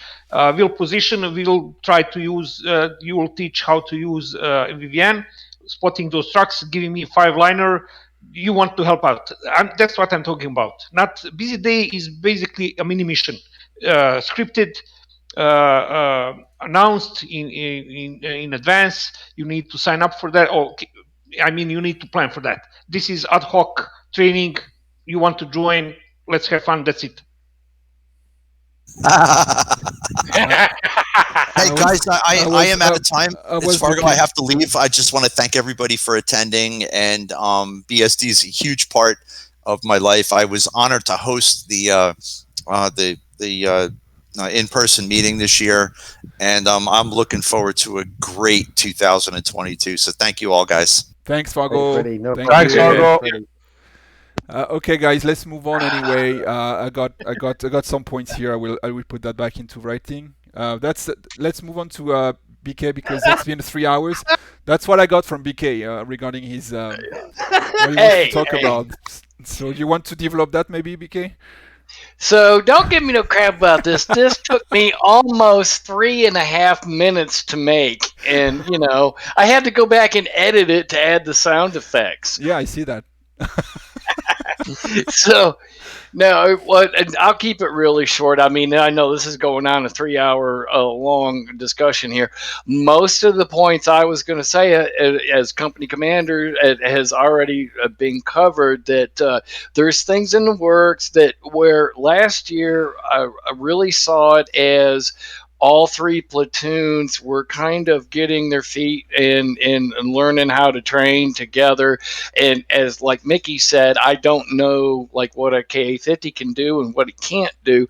Whereas this year we're kind of coming together and working together, all 3 units, as a group. So that is in the works, and we're working doing the pink team and everything like that. And really, that's all I really had to say, was that I just see that it's coming together more as a complete unit and not 3 separate platoons. And other than that, yeah, that's all I got. Okay. Thanks, BK. Pew pew and whoosh. Whoosh. So that's all. Yikes! That's all Can we I have. can I still do UH? What, you had slides here? No, with Memphis, but I can just do the talking without slides. There was a bit of a mix-up, because when I did the standardization pilot report, I did not did the actual UH report. I thought we would do separated, and then the other 2 companies did this all together. So we do not really have much to tell, so that Fred Albert can sum this up. Okay, go ahead. That's the best slide you've shown all night. Beautiful, that is. Yeah, that's my fixture. Yeah. Like the packets that we've just had. Yeah, it is. I'll just try and keep it short for you guys, because it's also running late for me. So Memphis already talked about the whole trading part that we did last year, and of course we will continue this year. Just for last year, I think one of our main challenges was the release of T24. So that showed the amount of pilots we have in the platoon. I don't really think it's right. If I look at our own sheet, I have like 14 pilots, which not all are active. So we did get a pretty big hit last year with T24. I think we lost like most of our IPs. So Mickey, Mole, DQ went to OH. So we had quite a bit of big hit. And also those are mostly our main active pilots. So we did get a pretty big hit. We're still struggling with it a little bit. So we do have some new guys currently in the pipeline. So that's good. But yeah, with the 64 coming in again, probably will be losing again a few more pilots. So for us, it's important to try and get the UH active again. So last year we were the biggest platoon. Right now, say not anymore. At least not the most active. So yeah, one of the things is the training. One other thing I wrote down is we can try and extend our capabilities. So yeah, the other guys also mentioned it. So indeed, last few days been going around like sling loading artillery. So it's really focusing on calling in RT. We can sling load those to wherever they need us. It's probably gonna need some training from the both of us to do like talk ones, like where do you need the artillery, how do you need it, stuff like that. So I think for both of us, it should be fun to extend our capabilities to stuff like that. I think someone said that with the 64 that we need more FARPs. Of course, artillery needs to be supplied. So those are all things that I think we can put more focus to and train more for, so we can have a better role in mission instead of just always flying way behind the fighting line pretty much and just insert some troops.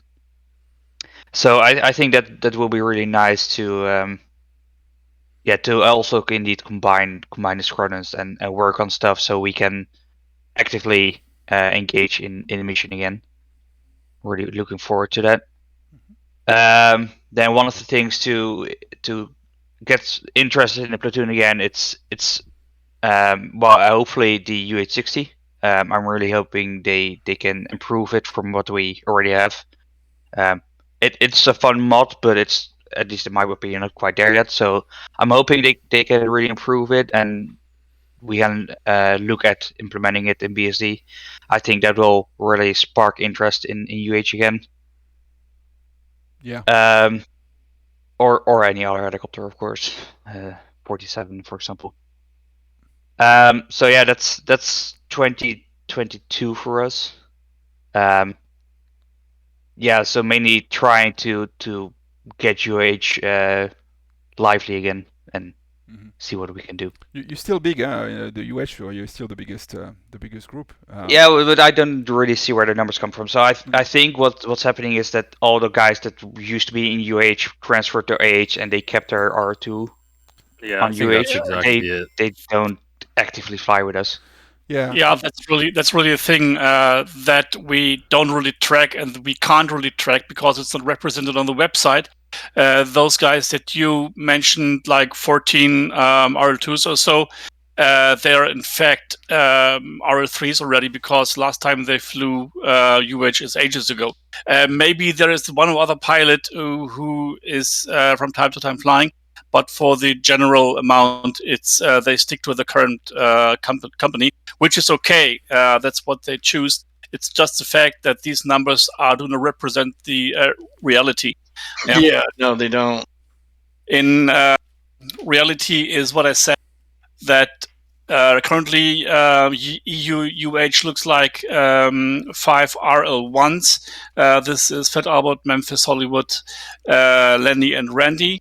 Whereas Lenny and Randy are Lenny and Randy are not that active in the moment, and we have Scoop, Epi, Simeon, Nova, Stillscan, and Tommy as and Cetus as RL2, and Guns as RL3, and that's it. Yeah,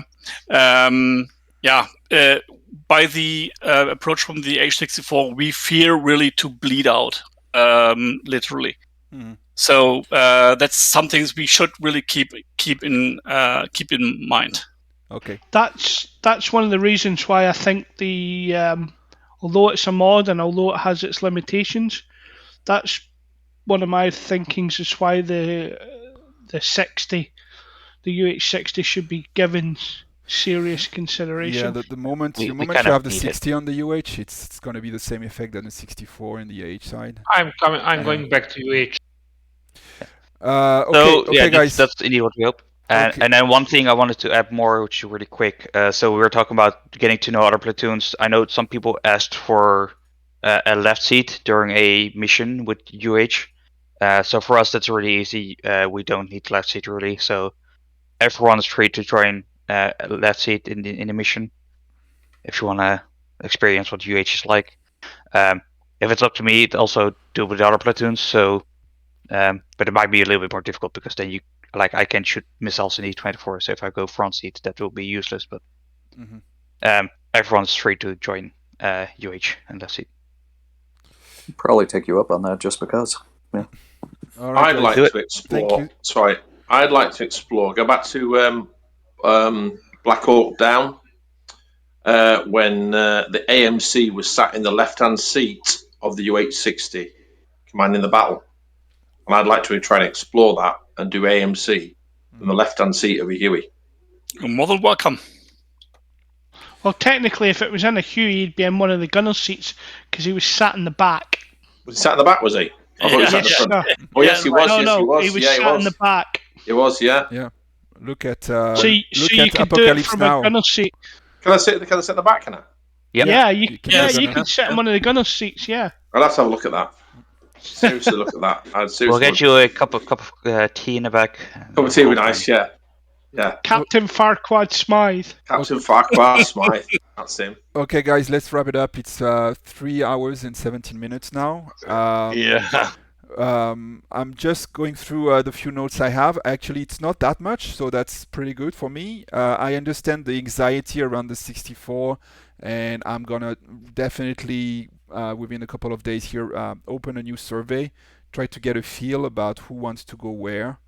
I don't know if it's going to be better anxiety-wise, but at least we get some ideas about if some of the platoons will bleed really bad or not with people flying the 64, wanting to fly the 64. Understand the MI8 platoon will open again on the U side, or is already open, sorry. So that's good.